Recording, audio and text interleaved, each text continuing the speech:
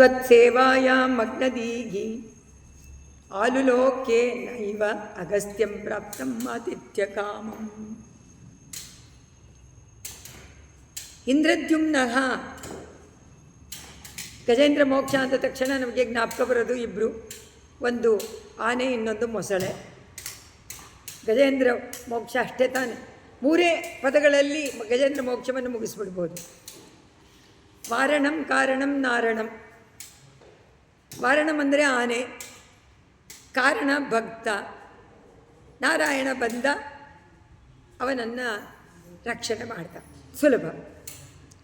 ಆದರೆ ಇವರು ನೋಡಿ ಹೇಳ್ತಾರೆ, ಇಂದ್ರದ್ಯುಮ್ನ ಪಾಂಡ್ಯ ಖಂಡಾದಿ ರಾಜ, ಪಾಂಡ್ಯ ದೇಶದ ರಾಜ, ನಿನ್ನ ಭಕ್ತನು ಅಂತಾರೆ. ಇವಾಗ ಡೈರೆಕ್ಟಾಗಿ ಪರಮಾತ್ಮನಿಗೆ ಸಂಬೋಧನೆ, ಗುರುವಾಯೂರಪ್ಪನಿಗೆ.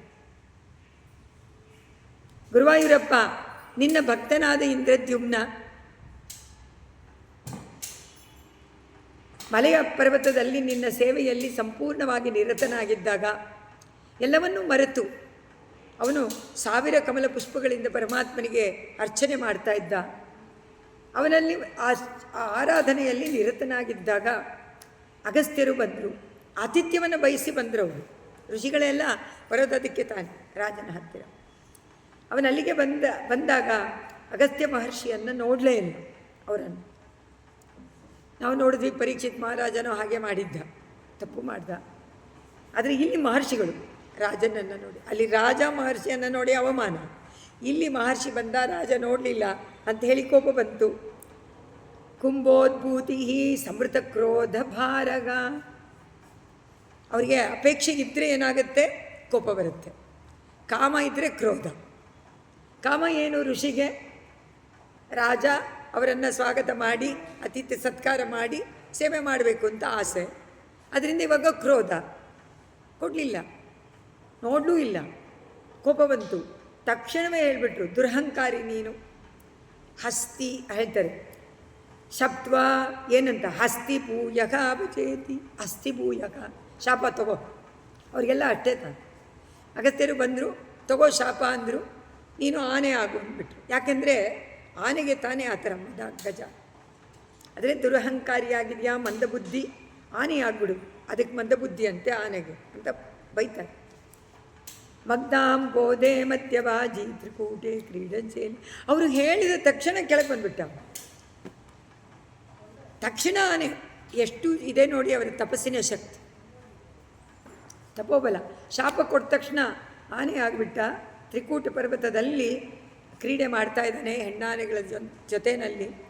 ಒಂದು ದಿವಸ ತುಂಬ ಬಿಸಿಲು, ನೀರು ಬೇಕಾಗಿತ್ತು. ನಿನ್ನ ಭಕ್ತರಿಗೆ ಯಾವುದು ತಾನೇ ಉತ್ಕರ್ಷವಲ್ಲ ಅಂತಾರೆ. ಇಲ್ಲಿ ಭಟ್ಟದ್ರಿ ಒಂದು ಪದವನ್ನು ಹಾಕ್ತಾರೆ, ತ್ವದ್ ಭಕ್ತಾನಾಂ ಕುತ್ರನೋತ್ಕರ್ಷ ಲಾಭಃ. ಅವರು ಒಂದೊಂದು ಕಡೆಯಿಂದಲೂ ಭಾಗವತರ ಮಹಿಮೆಯನ್ನು ವರ್ಣನೆ ಮಾಡ್ತಾರೆ. ಅವನು ಸಾಧಾರಣವಾದ ಗಜ ಅಲ್ಲ, ಶಾಪದಿಂದ ಕೂಡಿರುವಂಥವನು, ಶಾಪಗ್ರಸ್ತನಾಗಿ ಬಂದಿರುವನು. ಆದರೆ ಶಕ್ತಿಯೆಲ್ಲ ಪ್ರಾಣಿಗಳನ್ನು ಮೀರಿಸಿದಂತೆ. ಅವನನ್ನು ನೋಡಿದ್ರೇ ಎಲ್ರಿಗೂ ಭಯ. ಅದರಿಂದ ಇಲ್ಲಿ ಹೇಳ್ತಾರೆ, ಆ ಉತ್ಕರ್ಷದ ಭಾವ ನಿನ್ನ ಭಕ್ತರಿಗೆ ಖಂಡಿತವಾಗಿ ಬಂದೇ ಬರುತ್ತೆ, ಸ್ವೇಮ್ನ ಅಂತ ಹೇಳಿ ಆ ಗಜೇಂದ್ರ ತ್ರಿಕೂಟಾಚಲದಲ್ಲಿ ವಿಹಾರ ಮಾಡ್ತಾ ಆನೆಗಳ ಜೊತೆಯಲ್ಲಿ ಒಂದು ಸರೋವರಕ್ಕೆ ಬಂದ. ತುಂಬ ಬಿಸಿಲಾಗಿತ್ತು, ನೀರು ಕುಡಿಯೋಣ. ಅದು ನೀರನ್ನು ನೋಡಿದ್ರೆ ಆನೆಗಳಿಗೆ ತುಂಬ ಪ್ರೀತಿ, ಕ್ರೀಡೆ, ಜಲಕ್ರೀಡೆ ಆಡೋದಕ್ಕೆ. ಅದನ್ನು ಹೇಳ್ತಾರೆ ಮುಂದಕ್ಕೆ ಇವರು. ಅದನ್ನು ಅಲ್ಲೇ ಬಿಟ್ಟು ಸರೋವರದಲ್ಲಿ ನಿನ್ನ ಪ್ರೇರಣೆಯಿಂದ ಅವನು ಅಲ್ಲಿ ವಿಹಾರ ಮಾಡೋಕ್ಕೆ, ಕ್ರೀಡೆ ಮಾಡೋಕ್ಕೆ ಆರಂಭ ಮಾಡ್ದ. ಆ ಸರೋವರಕ್ಕೆ ಬಂದಿದ್ದೇ ನಿನ್ನ ಸಂಕಲ್ಪದಿಂದ ಅಂದ್ಬಿಡ್ತಾರೆ. ನಮಗೆಲ್ಲ ಅರ್ಥ ಆಗಲಿ. ಇದೊಂದು ಕಥೆ ಆದ್ರೂ ಅದು ನಮಗೇನು ಅರ್ಥ ಮಾಡಿಸುತ್ತೆ? ನಾವು ಕೂಡ ಪರಮಾತ್ಮನಿಗೆ ನಾವು ಯಾವಾಗಲೂ ಅಡಿಯಾಳುಗಳು. ಅವನು ನಿರ್ವಾಹಕ, ಅವನು ಸೂತ್ರಧಾರಿ. ಅದರಿಂದ ನಮ್ಮನ್ನು ಆಟ ಆಡಿಸ್ತಾನೆ. ಆದರೆ ಅವನ ಪ್ರೇರಣೆಯಿಂದಲೇ ನಾವು ಮಾಡ್ತೀವಿ ಎಲ್ಲ ಕೆಲಸವನ್ನು ಅನ್ನೋದು ನಾವು ಮರೆತು ಬಿಡ್ತೀವಿ. ಯಾಕಂದರೆ ನಮ್ಮ ಮೇಲೆ ಆರೋಪ ಮಾಡ್ಕೊಳ್ತೀವಿ, ನಾನು ಮಾಡಿದೆ, ನಾನು ಹೋಗ್ತೀನಿ, ನಾನು ಬರ್ತೀನಿ. ಇದು ಯಾರಾದರೂ ಬಿಡೋಕ್ಕೆ ಸಾಧ್ಯನಾ? ನಾನು ಅನ್ನೋದನ್ನು ಯಾವಾಗಲೂ ಇಲ್ಲ. ಮಲ್ಕೊಂಡಾಗಲೂ ನಾನು, ಎದ್ದಾಗಲೂ ನಾನು ಅಂತೀವಿ ನಾವು, ಎದ್ದ ತಕ್ಷಣ. ಅದರಿಂದ ಇವರು ಅದನ್ನೇ ಇಲ್ಲಿ ಜ್ಞಾಪಿಸ್ತಾರೆ ನಮಗೆ. ಅದು ಹೇಳಿಬಿಟ್ಟು ಅವನು ಕ್ರೀಡೆ ಮಾಡ್ದ. ನಿನ್ನ ಪ್ರೇರಣೆಯಿಂದ ಅಂತ ಒಂದು ಪದವನ್ನು ಹಾಕ್ಬಿಡ್ತಾರೆ ಎಲ್ಲದರಲ್ಲೂ. ಗುರುವಾಯೂರಪ್ಪ ನೀ ತಾನೇ ಮಾಡಿದ್ದು ಅಂತ ಅವನು ಹ್ಞೂ ಅನ್ಬೇಕು. ಯಾಕಂದರೆ ಅವನೇ ಸಾಕ್ಷಾತ್ ಸಾಕ್ಷಿ ಎಲ್ಲದಕ್ಕೂ ತಾನೇ ಪ್ರೇರೇಪಣೆ ಮಾಡುವಂಥವನು, ನಿಯಾಮಕನು, ನಿರ್ಯಾಣ ಮಾಡುವಂಥವನು. ಅವನ್ನೇ ನಿರ್ವಾಹ ಮಾಡೋದು ಎಲ್ಲ ಕೆಲಸವನ್ನು. ಅವನಿಗೋಸ್ಕರವೇ ಎಲ್ಲ ಜೀವಾತ್ಮವೂ ಕರ್ಮವನ್ನು ಮಾಡ್ತಾ ಇದೆ ಅನ್ನೋದು ಚೆನ್ನಾಗಿ ಮನದಟ್ಟಾಗಬೇಕಲ್ಲ ನಮಗೆ. ಅದು ಗ್ರಾಹಿ ಹೂ ತಾವತ್ ದೇವಲಸ್ಯಾಭಿಶಾಪಾತ್ ಗ್ರಾಹಿ ಭೂತ ತಜ್ಜಲೇ ವರ್ತಮಾನ. ನೋಡು, ನೀನು ಹೇಗೋ ಮಾಡಿ ಇಬ್ಬರನ್ನು ಸೇರಿಸ್ಬಿಟ್ಟೆ. ಗಜೇಂದ್ರ ಎಲ್ಲಿಂದಲೋ ಶಾಪ ಮಾಡಿ ಇಂದ್ರದ್ಯುಮ್ನ ಅಲ್ಲಿ ಗಜನಾಗಿ ಆ ಸರೋವರಕ್ಕೆ ಬಂದ. ಇವನು ಹೂ ಎನ್ನುವಂಥ ಗಂಧರ್ವ, ಅವನು ದೇವಲ ಋಷಿ ಬರ್ತಾ ಇದ್ದಾರೆ. ಈ ಗಂಧರ್ವರು ಎಲ್ಲ ಆ ಹೆಂಗಸರ ಜೊತೆಯಲ್ಲಿ ಜಲಕ್ರೀಡೆ ಮಾಡ್ತಾ ದೇವಲರು ಬಂದಾಗ ಮರ್ಯಾದೆ ಕೊಡದೆ ಹಾಗೆ ಮಾಡ್ತಾ ಇದ್ದಾಗ ತನ್ನ ಯಾವುದೋ ಪ್ರೇಯಸಿಯ ಕಾಲು ಅಂಥೇಳಿ ಅವ್ರ ಕಾಲನ್ನು ಹೇಳ್ದ. ತಕ್ಷಣ ಕೋಪ ಬಂತು ದೇವಲ ಮಹರ್ಷಿಗೆ. ನೀನು ನೀರಿನಲ್ಲಿರುವಂಥ ಮೊಸಳೆ ಆಗು ಅಂದ್ಬಿಟ್ರೆ ಅದಕ್ಕೆ ತಾನೇ ಬುದ್ಧಿ ಇಲ್ಲ. ಅದೇ ತಾನೇ ಎಲ್ಲರ ಕಾಲನ್ನು ಹಿಡ್ಕೊಳ್ಳುತ್ತೆ. ನೋಡಿ ಎಷ್ಟು ಸಂಬಂಧ. ಕಾಲು ಹಿಡ್ಕೊ ಅಂತ ಹೇಳ್ತಾರೆ, ಸರಿ, ಅದು ಅಲ್ಲಿದೆ ಆ ಇದರಲ್ಲಿ ಕಾಲಿನ ಪ್ರದೇಶದಲ್ಲಿ ಹಿಡ್ಕೊಂಡ ತಕ್ಷಣ ಅವರು ಶಾಪ ಕೊಟ್ಟರು, ತಗೋ ತ್ವತ್ಸೇವಾಯ ವೈಭವಾತ್ ದುರ್ನಿರೋಧಂ ಯುದ್ಧಂತಂ ತಂ ವತ್ಸರಾಣ. ನಿನ್ನ ಬಲದಿಂದ ಇಬ್ರಿಗೂ ಇವಾಗ ಇದೇನು ಮಾಡ್ತು, ಅದು ನಿನ್ನ ಪ್ರೇರೇಪಣೆಯಿಂದ ಗಜೇಂದ್ರನ ಕಾಲನ್ನು ಹಿಡ್ಕೊಂಡು ಬಿಡ್ತು. ಆದರೆ ಅದು ಮುಂದಕ್ಕೆ ಅವರೇನೂ ವರ್ಣನೆ ಮಾಡಲಿಲ್ಲ. ಶಾಂತ್ಯರ್ಥಂ ಹಿ ಶಾಂತಿದಗ ಹಸಿ ಸ್ವಕಾನ. ಶಾಂತಿದಂ ಕಷ್ಟವನ್ನು ನೀನು ನೀಡ್ತೀಯ. ಯಾರಿಗಾದರೂ ಉದ್ಧಾರ ಮಾಡಬೇಕು ಅಂತ ಹೇಳಿದ ತಕ್ಷಣ ನೀನು ಆ ಭಕ್ತನಿಗೆ ಕಷ್ಟವನ್ನು ಕೊಡ್ತೀಯ ಮತ್ತು ಉದ್ಧಾರ ಮಾಡ್ತೀಯ. ಅವನು ರೆಡಿಯಾಗಿರ್ತಾನೆ ನಿನ್ನನ್ನು ಪಡ್ಕೊಳ್ಳೋಕ್ಕೆ. ಆ ಟೈಮ್ನಲ್ಲಿ ಯಾವುದೋ ಒಂದು ರೂಪದಲ್ಲಿ ಅವನಿಗೆ ಪರೀಕ್ಷೆ ಮಾಡೋಕ್ಕೋ ಅಥವಾ ನಿನ್ನ ಪ್ರೀತಿಗಿಂದಲೋ ಕಷ್ಟವನ್ನು ಕೊಟ್ಟು ಕರ್ಕೊಂಡೋಗ್ಬಿಡ್ತೀಯ. ಇಲ್ಲಿ ಹಾಗೆ ಮಾಡಿದೆ, ಅವನ ಉದ್ಧಾರಕ್ಕೋಸ್ಕರವಾಗಿ ಕಷ್ಟ ಕೊಟ್ಟೆ. ಗಜೇಂದ್ರನ ಕಾಲನ್ನು ಹಿಡ್ಕೊಂಡು ಬಿಡಿಸ್ಕೊಳ್ಳೋಕ್ಕಾಗಲಿಲ್ಲ. ತನ್ನ ಎಲ್ಲ ಬೇಕಾದಷ್ಟು ಗಜಗಳೆಲ್ಲ ಇತ್ತು, ಎಲ್ಲನೂ ಬಂದು ಹಿಡ್ಕೊಂಡು ಎಳೀತು. ಆದರೆ ಯಾವ ಆನೆಗೂ ಅದು ಯಾಕೆ ಅಂತಂದರೆ ನೀರಲ್ಲಿ ಮೊಸಳೆಗೆ ಶಕ್ತಿ ಜಾಸ್ತಿ, ಭೂಮಿ ಮೇಲೆ ಆನೆಗೆ ಶಕ್ತಿ ಜಾಸ್ತಿ. ಇವನ ಮೂರು ಕಾಲು ನೀರಲ್ಲಿದೆ, ಅದು ಎಳೆದು ಬಿಟ್ಟಿದೆ ಮೊಸಳೆ. ಹೀಗೆ ತತ್ ಸೇವಾಯಾಗ ವೈಭವಾತ್, ನಿನ್ನ ಸೇವೆಯ ವೈಭವದಿಂದ ಏನಾಯಿತು, ಎಷ್ಟು ವರ್ಷಗಳ ಕಾಲ ದುರ್ನಿರೋಧಂ ಯುದ್ಧಂತಂ ವತ್ಸರಾಣಾಂ ಸಹಸ್ರಂ. 1000 ವರ್ಷಗಳ ಕಾಲ ಇಬ್ಬರು ಯುದ್ಧ ಮಾಡಿದ್ದಾರೆ, ಒಬ್ರಿಗೂ ಶಕ್ತಿ ಗುಂದಲಿಲ್ಲ. ಎಳಿತಾನೇ ಇದೆ, ಇದು ಎಳಿತಾನೇ ಇದೆ. 1000 ವರ್ಷ ಅಂದ. ಯಾರಾದರೂ ಕಲ್ಪನೆ ಮಾಡ್ಕೊಳ್ತೀರಾ 1000 ವರ್ಷ ಅಂದರೆ? ಯಾವ 1000 ವರ್ಷ ಅಂತ ಕೇಳ್ತೀವಿ ನಾವು ಅಲ್ವಾ? ಒಂದು ನಿಮಿಷನೇ ಏನಾದರೂ ಹಿಡ್ಕೊಂಡ್ರೆ ನಮ್ಗೆ ಯಾವಾಗ ಬಿಡಿಸ್ಕೊಳ್ತೀವಿ ಅಂತ ನೋಡ್ತೀವಿ. 1000 ವರ್ಷಗಳು ಇವರು ಯುದ್ಧ ಮಾಡ್ತಾ ಇದ್ದಾರಂತೆ. ಮೊದಲೇ ಅದೇ ಹೇಳ್ತಾರೆ, ಪ್ರಾಪ್ತೇ ಕಾಲೇ ತ್ವತ್ಪದಕ್ಕೆ. ಯಾವಾಗ ಕಾಲ ಕರೆಕ್ಟಾಯಿತೋ ಆಗ ಹಿಡ್ಕೊಂಡು ಬಾಯಿಗೆ ಸಿಗುವಂತೆ ಮಾಡಿಬಿಟ್ಟೆ, ನೀನೇ ಮಾಡಿದೆ ಅಂತ ಇಲ್ಲಿ ಗುರುವಾಯೂರಪ್ಪನೇ. ಈಗ ಒಂದೊಂದು ಶ್ಲೋಕದಲ್ಲೂ ಗುರುವಾಯೂರಪ್ಪ ಹೇಳಬೇಕು ಎಸ್ ಅಂತ, ಇಲ್ಲದಿದ್ರೂ ಮುಂದಕ್ಕೆ ಹೋಗಲ್ಲ ಇವರು ನಾರಾಯಣ ಭಟ್ಟರು. ಯಾಕೆಂದರೆ ಅನುಮೋದನ, ಇದು ಕರೆಕ್ಟಾಗಿದೆಯಾ ಇಲ್ವಾ ನಾನು ಹೇಳ್ತಾ ಇರುವಂಥದ್ದು ಅಂತ. ಒಂದೊಂದು ಸತಿ ಏನಾಗುತ್ತೆ, ನಾವು ಎಲ್ಲ ವಿಚಾರವನ್ನು ತಿಳ್ಕೊಂಡಿರ್ತೀವಿ, ಆದರೆ ಎಕ್ಸ್ಪ್ರೆಸ್ ಮಾಡಬೇಕಾದ್ರೆ ಏನೋ ಒಂದು ತಪ್ಪಾಗ್ಬೋದು ಅಥವಾ ಇದನ್ನು ಉಲ್ಟಾ ಹೇಳ್ಬೋದು. ಅದರಿಂದ ಏನಾಗುತ್ತೆ, ಯಾರಾದರೂ ಒಬ್ಬರು ಅದನ್ನು ಸರಿ ಅಂತ ಹೇಳಿದ್ರೆ ನಮಗೆ ತಪ್ಪು ಮಾಡಲಿಲ್ವಲ್ಲ ಅನ್ನುವಂಥ ಧೈರ್ಯ. ಅದಕ್ಕೋಸ್ಕರ ಇಲ್ಲಿ ನಾರಾಯಣ ಭಟ್ಟತಿರಿ ಶ್ರೀಮದ್ ಭಾಗವತ ವ್ಯಾಸ ಅವ್ರು ಯಾರು ಮಹಾತ್ಮರು, ಅವರು ಸಾಕ್ಷಾತ್ ಪರಮಾತ್ಮನ ಅವತಾರ. ಅವರು ಹೇಳಿರುವಂಥದ್ದನ್ನು ನಾನು ತಪ್ಪಾಗಿ ಹೇಳಬಾರ್ದಲ್ಲ. ಅದಕ್ಕೋಸ್ಕರ ಇಲ್ಲಿ ಅವನ ಒಂದು ಅನುಮೋದನೆಯನ್ನು ಕೇಳ್ಕೊಂಡಿದ್ದಾರೆ ಭಟ್ಟತಿರಿ. ಆರ್ತಿ ವ್ಯಕ್ತ ಪ್ರಾರ್ಥನ ಜ್ಞಾನ ಭಕ್ತಿ. ಅದರಿಂದ ಇಲ್ಲಿ ನಿನ್ನ ಸೇವೆಯ ವೈಭವದಿಂದ ನಾವು ಸದಾಕಾಲ ಅದರಿಂದ ಭಗವಂತನನ್ನು ನೆನೆಸ್ಕೊಳ್ತಾ ಇರಬೇಕು. ಸ್ಮರಣಂ ಕೀರ್ತನಂ ವಿಷ್ಣು ಯಾವುದಾದ್ರೂ ಒಂದು ರೂಪದಲ್ಲಿ, ಅದು ಇದೇ ಆಗಬೇಕು ಅಂತಿಲ್ಲ. ಯಾವುದೋ ಒಂದು 9 ವಿಧ ಭಕ್ತಿನಲ್ಲಿ ಯಾವುದಾದ್ರೂ ಒಂದು ಭಕ್ತಿನಾದರೂ ನಾವು ಎಲ್ಲ ಕಾಲದಲ್ಲೂ ವಂದನೆ ಮಾಡೋಕ್ಕಾಗಲ್ಲ. ಈಗ ಶ್ರವಣ ಅಂದಾಗ ಯಾವುದೋ ಒಂದು ಗಂಟೆಗಳ ಕಾಲ ಮಾಡ್ಬೋದು. ಅದರಿಂದ ಈ 9 ನಾವು ದಿನದಲ್ಲಿ 9 ಗಂಟೆಗೆ ಅಳವಡಿಸಿಕೊಂಡು ಬಿಟ್ಟರೆ ಆಯ್ತಲ್ಲ ನಿನ್ನ ಸೇವೆ. ಒಂದು ಸತಿ ಶ್ರವಣ, ಆಮೇಲೆ ಕೀರ್ತನ, ಆಮೇಲೆ ಸೇವನ, ಆಮೇಲೆ ಅರ್ಚನ, ಈ ಥರ ಮಾಡಿದ್ರೆ ಹಾಗೆ ಟೈಮ್ ಕಳೆದು ಬಿಡ್ಬೋದಲ್ಲ ಅಂತಾರೆ. ಸುಲಭ. ಅದಕ್ಕೋಸ್ಕರನೇ ಪ್ರಹ್ಲಾದ ಅಷ್ಟು ಸುಂದರವಾಗಿ ಅಪ್ಪನಿಗೆ ಹೇಳ್ದ, ಅಪ್ಪ 9 ವಿಧದ ಭಕ್ತಿಯನ್ನು ನನಗೆ ಗುರುಗಳು ಹೇಳ್ಕೊಟ್ರು. ಗುರುಗಳು ಹೇಳ್ಕೊಡ್ಲಿಲ್ಲ, ಇವನಿಗೆ ಗೊತ್ತಾಗಿತ್ತು.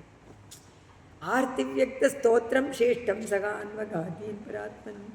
ಅವಾಗ ಪ್ರಾಕ್ತನ ಜ್ಞಾನ ಭಕ್ತಿಗೆ ಶುಂಠೋತ್ಲಿಪ್ತೈ ಹೇಳ್ತಾರೆ. ಪರಮಾತ್ಮ ಕಷ್ಟದಲ್ಲಿ ಸಿಕ್ಕಾಕೊಂಡಾಗ ಹಿಂದಿನ ಜ್ಞಾನದ, ನಮಗೆ ಯಾವ ಕಷ್ಟ ಬಂದಾಗಲೂ ಹಿಂದಿನ ಜ್ಞಾನ ನಮಗೆ ಬರೋದಿಲ್ಲ, ಯಾರಿಗೂ ಇಲ್ಲ, ಕೊಟ್ಟಿಲ್ಲ ಪರಮಾತ್ಮ. ಹಿಂದಿನ ಜ್ಞಾನ ಇತ್ತು. ಹಿಂದೆ ನಾನೇನಾಗಿದ್ದೆ, ಏನು ಮಾಡಿದೆ ಎಲ್ಲ 7 ತಿಂಗಳವರೆಗೆ, 7 ತಿಂಗಳಿನಿಂದ 9 ತಿಂಗಳವರೆಗೆ ಹೊರಗೆ ಬರೋವರೆಗೂ ಆ ಜ್ಞಾನ ಇತ್ತು. ಅಮ್ಮನ ಗರ್ಭದಲ್ಲಿ, ತಾಯಿಯ ಗರ್ಭದಲ್ಲಿದ್ದ ಕೊಟ್ಟಿರ್ತಾನೆ ಪರಮಾತ್ಮ ಜ್ಞಾನ. ಎಲ್ಲ ಡಿಸೈಡ್ ಮಾಡ್ಕೊಳ್ತಾನೆ ಜೀವಾತ್ಮ ಅಲ್ಲಿ ಒಳಗಡೆ ಇರೋನು. ನಾನು ಇನ್ಮೇಲೆ ಈಗ ಹೊರಗಡೆ ಈ ಪ್ರಪಂಚದಲ್ಲಿ ಬಂದಾಗ ಈ ಥರ ಎಲ್ಲ ತಪ್ಪುಗಳನ್ನು ಮಾಡಬಾರ್ದು, ಈ ನರಕದಿಂದ ತಪ್ಪಿಸ್ಕೊಂಡು ಬಿಡಬೇಕು, ಮತ್ತೆ ಹುಟ್ಟೋದು ಅಂತ ಅದಕ್ಕೆ ಅಲ್ಲ. ಆದರೆ ಅದೆಲ್ಲ ಮಾಡಿಕೊಂಡು ನಿಶ್ಚಯ ಮಾಡಿಕೊಂಡ್ರೂ ಏನಾಯಿತು ಸಂಕಲ್ಪ, ಹೊರಗಡೆ ಬಂದ ತಕ್ಷಣ ಆ ಷಟ್ ವಾಯು ತಗಲಿದ ತಕ್ಷಣ ಏನಾಯಿತು, ಎಲ್ಲ ಮರ್ತೋಯ್ತು. ಏನೇನು ಕಲ್ಪನೆ ಮಾಡಿಕೊಂಡೋ, ಏನೇನು ಆಗಿದ್ದೆ ಅಂತ ಗೊತ್ತಿತ್ತೋ ಎಲ್ಲ ಜ್ಞಾನ ಹೊಟ್ಟೋಯ್ತು. ಆದರೆ ಪರಮಾತ್ಮ ಕೆಲವರಿಗೆ ಆ ಜ್ಞಾನವನ್ನು ಕೊಟ್ಟಿರ್ತಾನೆ. ಇವನಿಗೆ ಜ್ಞಾನ ಅವನ ನೋಡ್ದ ತನ್ನ ಹಿಂದಿನ ಜ್ಞಾನದ ಭಕ್ತಿ, ಅದರಲ್ಲಿ ಅವನು ಚೆನ್ನಾಗಿ ನಿನ್ನನ್ನು ಪೂಜೆ ಮಾಡಿದ್ರಿಂದ, 1000 ಕಮಲ ಪುಷ್ಪಗಳಿಂದ ನಿನ್ನನ್ನು ಸೇವೆ ಮಾಡಿದ್ರಿಂದ ಅವನಿಗೆ ಆ ಭಕ್ತಿಯ ಒಂದು ಸಾರ ಜ್ಞಾಪಕಕ್ಕೆ ಬಂದ ತಕ್ಷಣ ಕಣ್ಣಿಗೆ ಬಿತ್ತು ಆ ಸರೋವರದ ಒಂದು ಕಮಲ ಪುಷ್ಪ. ಆ ಪುಷ್ಪಗಳನ್ನೆಲ್ಲ ಎತ್ಕೊಂಡ ಗಜೇಂದ್ರ. ಎತ್ಕೊಂಡು 1000 ವರ್ಷ ಯುದ್ಧ ಮಾಡಿದ್ದಾನೆ, ಇವರೆಲ್ಲ ಕೈ ಬಿಟ್ಟಿದ್ದಾರೆ. ಈಗ ಹಾ ಪರಮಾತ್ಮ ಅಂತಾನೆ. ದ್ರೌಪದಿ ಮಾಡಿದ ಹಾಗೆ. ದ್ರೌಪದಿ ತನ್ನನ್ನೇ ನಂಬಿದ್ಲು, ನಾನೇ ಕಾಪಾಡ್ಕೊಳ್ತೀನಿ ನನ್ನ ಮಾನವನ್ನು ಅಂತ ಹೇಳಿ ಕೈಯನ್ನು ಹಿಡ್ಕೊಂಡು ಕೃಷ್ಣ ಅಂತ ಕರೀಲಿಲ್ಲ. ತಕ್ಷಣ ಕರೆದಿದ್ರೆ ಏನಾಗ್ತಾಯಿತ್ತೋ ಗೊತ್ತಿಲ್ಲ. ಎಲ್ಲ ಭೀಷ್ಮ, ಅವರು ಕೃಪ ಎಲ್ಲರ ಕಾಲಿಗೆ ಬಿದ್ದಲು, ಎಲ್ಲರನ್ನೂ ಕೇಳ್ಕೊಂಡ್ಲು ಕಾಪಾಡಿ ಅಂತ. ಇದು ಅಧರ್ಮ ಅಲ್ವಾ, ದುಷ್ಟತನ ಅಲ್ವಾ ಅಂತ ಕೇಳಿದ್ರು. ಯಾರು ಪಿಟಕ್ಕನ್ನಲಿಲ್ಲ. ಸಭೆ ದೊಡ್ಡ ಸಭೆ, ದುಷ್ಟ ಸಭೆ. ಅಂದರೆ ದುರ್ಯೋಧನ, ದುಶ್ಯಾಸನ ಇವರೇ ತಾನೇ ಇದ್ದಿದ್ದ ಸಭೆ. ಆದರೆ ಯಾರೂ ಏನು ಮಾಡೋಕ್ಕಾಗಲಿಲ್ಲ. ಆದರೆ ಭೀಷ್ಮ ಪಿತಾಮಹರು ಅವರು ಮಾಡ್ಬೋದಾಗಿತ್ತು, ಅವರು ಸುಮ್ಮನಿದ್ಬಿಟ್ಟು ಯಾರು ಕೇಳಿ. ಆಮೇಲೆ ತನಗಾಗತ್ತೆ ಅಂದು ಕೈ ಬಿಟ್ಟಾಗ ಮಾತ್ರ ಪರಮಾತ್ಮ ಸಹಾಯ ಮಾಡಿದ. ಅದೇ ಥರ ಇಲ್ಲಿ 1000 ವರ್ಷ ಯುದ್ಧ ಮಾಡ್ದ. ಆದರೆ ಯಾವಾಗ ಗೊತ್ತಾಗ್ತೋ ಏನೋ ಪ್ರಯೋಜನ. ಅದರಿಂದ ನಾವು ಯಾವುದಕ್ಕೂ ದುಃಖ ಪಡಬಾರ್ದು, ನಾನೇ ಮಾಡ್ತೀನಿ ಅಂದ್ಕೋಬಾರ್ದು.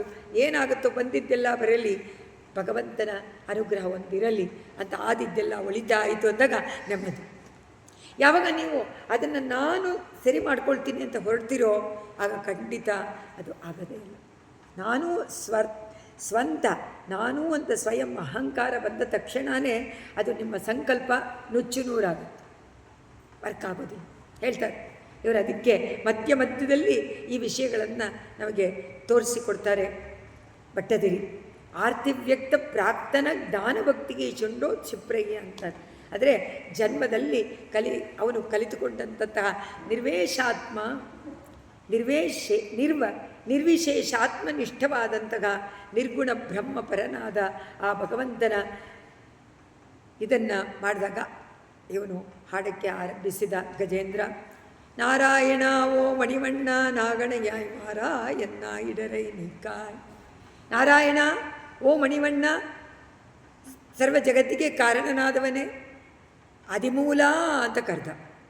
ಅದಕ್ಕೆ ಅವರು ಹೇಳ್ತಾರೆ ಒಂದು ಸ್ತೋತ್ರದಲ್ಲಿ, ಸಪ್ತ ಋಷಿಗಳ ಸ್ತೋತ್ರದಲ್ಲಿ, ನಕ್ರಾಕ್ರಾಂತೆ ಕರೀಂದ್ರೇ ಮುಕುಳಿತನಯನೇ ಮೂಲ ಮೂಲೇತಿ ಖಿನ್ನೆ ನಾಗಂ ನಾಗಂ ನ ಚಾಗಂ ನ ಚ ಭವತಿ ಪುನಃ ತಾದೃಶೋ ಮಾದೃಶಸ್ಯ ಇತ್ಯೇವಂ ತ್ಯಕ್ತಹಸ್ತೆ ಸಪದಿ ಸುರಗಣೆ ಭಾವಶೂನ್ಯೇ ನಮಸ್ತೆ ಮೂಲಂ ಯತ್ರಾದುರಾಸೀತ್ ಸದಿಶತು ಭಗವಾನ್ ಮಂಗಳಂ ಸಂತತರ್ನಃ.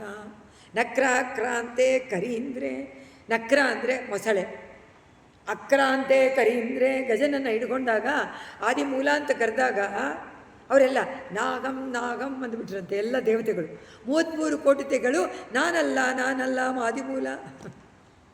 ಅವರೆಲ್ಲ ಆದಿಮೂಲ ಅಲ್ವಲ್ಲ, ಮೂಲ ಅವನೊಬ್ಬನು ತಾನೆ. ಅದೇ ಎಲ್ಲ ಬಿಟ್ಬಿಟ್ರಂತೆ, ಕೈ ಬಿಟ್ಬಿಟ್ರಂತೆ.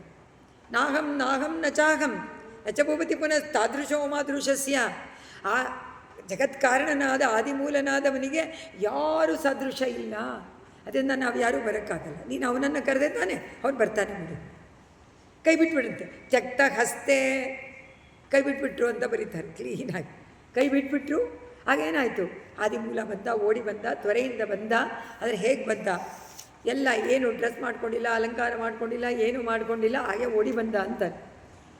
1000 ವರ್ಷ ಕರೀಲಿಲ್ವಲ್ಲ, ನಿಂಗೆ ಬೇಜಾರಾಗಲಿಲ್ವಾ ಪರಮಾತ್ಮ ಅಂತ ಕೇಳಿದ್ರೆ, ಏನು ಮಾಡೋಣ, ಅವನ ಅಹಂಕಾರದಿಂದ ನನ್ನನ್ನು ನಾನೇ ಕಾಪಾಡ್ಕೊಳ್ತೀನಿ ಅಂದ. ಯಾವಾಗ ಆಗಲಿಲ್ವೋ ಆಗ ತಾನೇ ನನ್ನ ಹತ್ರ ಬಂದ. ಆದರೂ ಬಿಟ್ಬಿಡ್ತೀನ ನಾನು? ಅವನ ಭಕ್ತನಲ್ಲವ? ನನ್ನ ಭಕ್ತನನ್ನು ಯಾವತ್ತೂ ನಾನು ಬಿಡೋದಿಲ್ಲ. ನನಗೆ ಅಚ್ಯುತ ಅಂತ ಹೆಸರು, ಯಾವತ್ತಿಗೂ ನಾನು ಕೈ ಬಿಡೋವನಲ್ಲ. ಒಂದು ಸತಿ ಕೈ ಹಿಡ್ಕೊಂಡ್ರೆ ಅವನನ್ನು ರಕ್ಷಣೆ ಮಾಡಿ ತೀರ್ತೀನಿ, ನನ್ನ ವ್ರತ. ಸೊ ಏನಾಯಿತು, ಗಜೇಂದ್ರನ ರಕ್ಷಣೆ ಮಾಡೋಕ್ಕೆ ಓಡಿ ಬಂದ. ಹೇಳ್ತಾರೆ, ಶ್ರುತ್ವಾ ಸ್ತೋತ್ರಂ ನಿರ್ಗುಣಸ್ಥಂ ಸಮಸ್ತಂ ಬ್ರಹ್ಮೇಶಾದ್ಯೈ ನಾಹಂ ಇತಿ ಅಪ್ರಯಾತ್. ಸ್ತೋತ್ರವನ್ನು ಮಾಡೋಕ್ಕೆ ಶುರು ಮಾಡ್ದ. ಎಲ್ಲದಕ್ಕೂ ಜಗತ್ ಕಾರಣನಾವನೇ, ನಿಖಿಲ ಕಾರಣ, ಅಖಿಲ ಕಾರಣ, ನಿಷ್ಕಾರಣ ಅಂತ ಸ್ತೋತ್ರ ಮಾಡಿ. ನಮಗೆಲ್ಲರಿಗೂ ಕಾರಣ ಉಂಟು, ಪರಮಾತ್ಮನೇ ಜಗತ್ತಿಗೆ ಕಾರಣ. ಆದರೆ ಅವನಿಗೆ ಯಾರೂ ಕಾರಣ ಇಲ್ಲ, ನಿಷ್ಕಾರಣ. ನಿಷ್ಕಾರಣ ಅಂದ ತಕ್ಷಣ ಪರಮಾತ್ಮನಿಗೆ ಸಂತೋಷ. ಎಷ್ಟು ಚೆನ್ನಾಗಿ ಸ್ತೋತ್ರ ಮಾಡ್ತಾರೆ. ಗಜೇಂದ್ರ ಸ್ತುತಿ ಇದೆ, ಎಲ್ಲರೂ ಅದನ್ನು ಪ್ರತಿನಿತ್ಯ ಅದನ್ನು ಪಠಣ ಮಾಡಬೇಕು ಅಂತಾರೆ. ಗಜೇಂದ್ರ ಸ್ತೋತ್ರವನ್ನು ಪ್ರಾತಃ ಕಾಲದಲ್ಲಿ ಗ್ರಾಹಗ್ರಸ್ತೆ ಗಜೇಂದ್ರೇ ರುದತಿ ಪುಳ್ತನೇನೆ ಅಂತ ಹೇಳಬೇಕಂತೆ.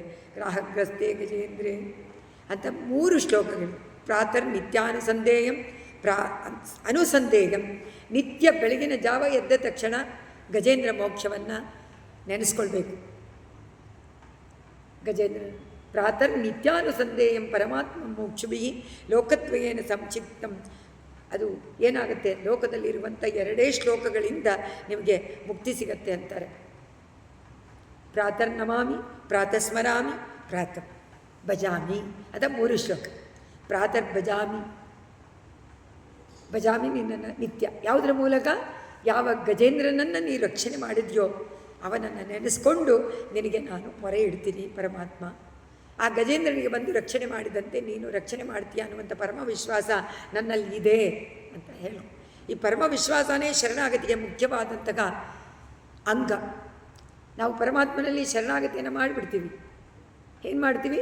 ನಾನು ನನ್ನದು ಎಲ್ಲವೂ ನಿನ್ನಗಪ್ಪ, ನನ್ನ ಭಾರವನ್ನು ನಿನಗೆ ನ್ಯಸ್ತ ಮಾಡಿಬಿಟ್ಟಿದ್ದೀನಿ, ನನ್ನ ಭಾರವನ್ನು ನೀನೇ ವಹಿಸ್ಕೊ, ಯಾಕಂದರೆ ನೀನೇ ರಕ್ಷಕ. ಆವಾಗ ಪರಮಾತ್ಮ ಕೇಳ್ತಾನಂತೆ, ಹಾಗಾದರೆ ನೀನು ಅನ್ನೋದು ಉಂಟಾ? ನೀನು ಅನ್ನೋ ಒಂದು ವಸ್ತು ಇದ್ದರೆ ಅದನ್ನು ನೀನು ಸಮರ್ಪಣೆ ಮಾಡಬೇಕು. ನಿನ್ನದು ಅನ್ನೋದು ಯಾವುದು ಇಲ್ಲವೇ ಇಲ್ವಲ್ಲ. ಅಯ್ಯೋ, ತಪ್ಪು ಮಾಡಿಬಿಟ್ಟೆ ಪರಮಾತ್ಮ, ನಿನ್ನ ವಸ್ತುವನ್ನು ನಿನಗೆ ಸಮರ್ಪಣೆ ಮಾಡ್ತೀನಿ ವಿನಃ ನಾನು ನಂದಲ್ಲ ಅಲ್ಲಿ ಬರಬೇಕು. ತಿರ್ಗಾ ನಂದಲ್ಲ ಅನ್ನೋದು ಬರಬೇಕು. ಯಾವ ವಸ್ತುವು ನಮ್ದಲ್ವಲ್ಲ, ಈ ಶರೀರನೂ ನಂದಲ್ಲ, ಆತ್ಮನೂ ನಂದಲ್ಲ, ಅವನಿಗೆ ಸೇರಿದ್ದು. ಅದನ್ನು ತಗೊಂಡೋಗಿ ನಾನು ಸಮರ್ಪಣೆ ಮಾಡ್ತೀನಿ ಅಂದರೆ ಇದು ಎಂತಹ ವಿಡಂಬನ. ಆದರೆ ನಾವು ಮಾಡಬೇಕು, ಏನು ಮಾಡೋಕ್ಕಾಗಲ್ಲ, ಅಪೇಕ್ಷೆ ಪಡ್ತಾನೆ ಪರಮಾತ್ಮ. ಅದಕ್ಕೆ ಅವನು ಸಮರ್ಪಣೆ ಮಾಡೋಕ್ಕೆ ಕೇಳಲ್ಲ, ಅವನೇನು ಕೇಳ್ತಾನೆ? ನನ್ನನ್ನು ರಕ್ಷಣೆ ಮಾಡು ಅಷ್ಟು. ಈ ಆತ್ಮವನ್ನು ರಕ್ಷಣೆ ಮಾಡು ಪರಮಾತ್ಮ ಅಂತ ಕೇಳೋದೇ ಶರಣಾಗತಿ. ಅದರಿಂದ ಅವನು ತಾರ್ಕ್ಷ್ಯಾರೂಢಗ ಗರುಡನ ಮೇಲೆ ಓಡಿ ಬಂದುಬಿಟ್ಟ ವೈಕುಂಠದಿಂದ. ಅವಳು ನೋಡ್ತಾಳಂತೆ, ಲಕ್ಷ್ಮಿ ಏನಪ್ಪ ಆಯಿತು, ಎಲ್ಲಿ ಹೊರಟೆ ಅಂತ ಕೇಳಬೇಕು. ಎಲ್ಲಿಗೆ ಅಂತ ಕೇಳಿದ ತಕ್ಷಣ ಗ ಅಂತ ಆರಂಭ ಮಾಡಿದಂತೆ. ಎಲ್ಲಿ? ವೈಕುಂಠದಲ್ಲಿ ಗಜೇಂದ್ರನ ರಕ್ಷಣೆಗೆ ಅಂತ ಹೇಳಬೇಕು. ಆದರೆ ಅಷ್ಟು ಸ್ಪೀಡ್, ಅಲ್ಲಿಂದ ಬಿಟ್ಟ ತಕ್ಷಣ ಜಮ್ ಅಂತ ಇಲ್ಲಿ ಧುಮುಕ್ಬಿಟ್ಟಂತೆ ಆ ಕೊಳದ ಪಕ್ಕದಲ್ಲಿ. ಗ ಜಮ್ ಅಂತ ಹೇಳಿದಷ್ಟೊಳಗೆ ಗಾಲ್ ಹೇಳ್ದ, ಜಮ್ ಅಂತ ಇಲ್ಲಿದ್ದಂತೆ ಮೊಸಳೆಯ ಮುಂದೆ. ಆಳ್ವಾರ ಹೇಳ್ತಾರೆ, ಏನು ಶಂಡ್ರು ನಿಂಡ್ರು ಆಳಿ ತೊಟ್ಟಾನೆ ತಿರುವಲ್ಲಿಕೇಣಿ ಕಂಡೇನೆ. ಆ ತಿರುವಂಗಿ ಆಳ್ವಾರ ಬಹಳ ಸುಂದರವಾಗಿ ಆ ಗಜೇಂದ್ರನಿಗೆ ಅಲ್ಲಿ ತಿರುವಲ್ಲಿಕೇಣಿನಲ್ಲಿ ಪರಮಾತ್ಮ ಹಾಗೇ ಇದ್ದಾನೆ. ಗರುಡನ ಮೇಲೆ ಶ್ರೀದೇವಿ ಭೂದೇವಿ ಸಮೇತನಾಗಿ ಗರುಡನ ಮೇಲೆ ಕೂತ್ಕೊಂಡು ಗಜೇಂದ್ರ ವರದ ಅಂತಲೇ ಹೆಸರು ಪೆರುಮಾಳಿಗೆ. ಪಕ್ಕದಲ್ಲೇ ಒಂದು ಸನ್ನಿಧಿ, ಮೂಲದೇವರೇನೆ ಗರುಡನ ಮೇಲೆ ಪರಮಾತ್ಮ. ಅವನನ್ನು ಹಾಡಬೇಕಾದ್ರೆ ತಿರುವಂಗಿ ಆಳ್ವಾರ ಹೇಳ್ತಾರೆ, ಶಂಡ್ರು ನಿಂಡ್ರು ಆಳಿ ತೊಟ್ಟಾನೆ ತಿರುವಲ್ಲಿಗೆ. ಸುಂದರ. ಅದರಿಂದ ಇವರು ಬಂದ, ಗರುಡನ ಮೇಲೆ ಬಂದ. ಒಂದೇ ಕ್ಷಣದಲ್ಲಿ ಪರಾಶರ ಭಟ್ಟರು ಅವರ ಸ್ತೋತ್ರದಲ್ಲಿ ಹೇಳಬೇಕಾದ್ರೆ, ಅಪ್ಪ ನಿನ್ನ ತ್ವರೆಗೆ ನಮಸ್ಕಾರಪ್ಪ, ತ್ವರಾಯೇ ನಮಗ. ನಿನ್ನ ಆಶ್ರಿತರನ್ನು ಸಂರಕ್ಷಣೆ ಮಾಡೋಕ್ಕೆ ಅದೆಷ್ಟು ಸ್ಪೀಡಲ್ಲಿ ಬರ್ತೀಯ ನೀನು ಅಂತ. ಹಾಗಾದರೆ ವೈಕುಂಠದಿಂದ ಬರಬೇಕಂತ ಒಂದು ಚಿಕ್ಕ ಹುಡುಗ ಪ್ರಶ್ನೆ ಮಾಡ್ದ. ನೀವು ಹೇಳಿದ್ರಿ ಎಲ್ಲ ಕಡೆನಲ್ಲೂ ಇದ್ದಾನೆ ಪರಮಾತ್ಮ ಅಂತ. ಮತ್ತು ವೈಕುಂಠದಿಂದ ಯಾಕೆ ಬರಬೇಕಾಗಿತ್ತು? ಅವನು ಗಜೇಂದ್ರನ ಒಳಗೇ ಇದ್ದಾನೆ, ಮೊಸಳೆ ಒಳಗೂ ಇದ್ದಾನೆ, ಎಲ್ಲ ಕಡೆಯಲ್ಲೂ ಇದ್ದಾನೆ, ಮತ್ತು ಅವನು ಯಾಕೆ ಅಲ್ಲಿಂದ ಬಂದ ಅಂತ ಹೇಳ್ತೀರಾ? ಇದು ತಪ್ಪಲ್ವಾ? ಮಕ್ಕಳು ಕೇಳ್ತಾರೆ ಪ್ರಶ್ನೆ, ದೊಡ್ಡವ್ರಿಗೆ ಬರೋದಿಲ್ಲ ಮನಸ್ಸಿಗೆ.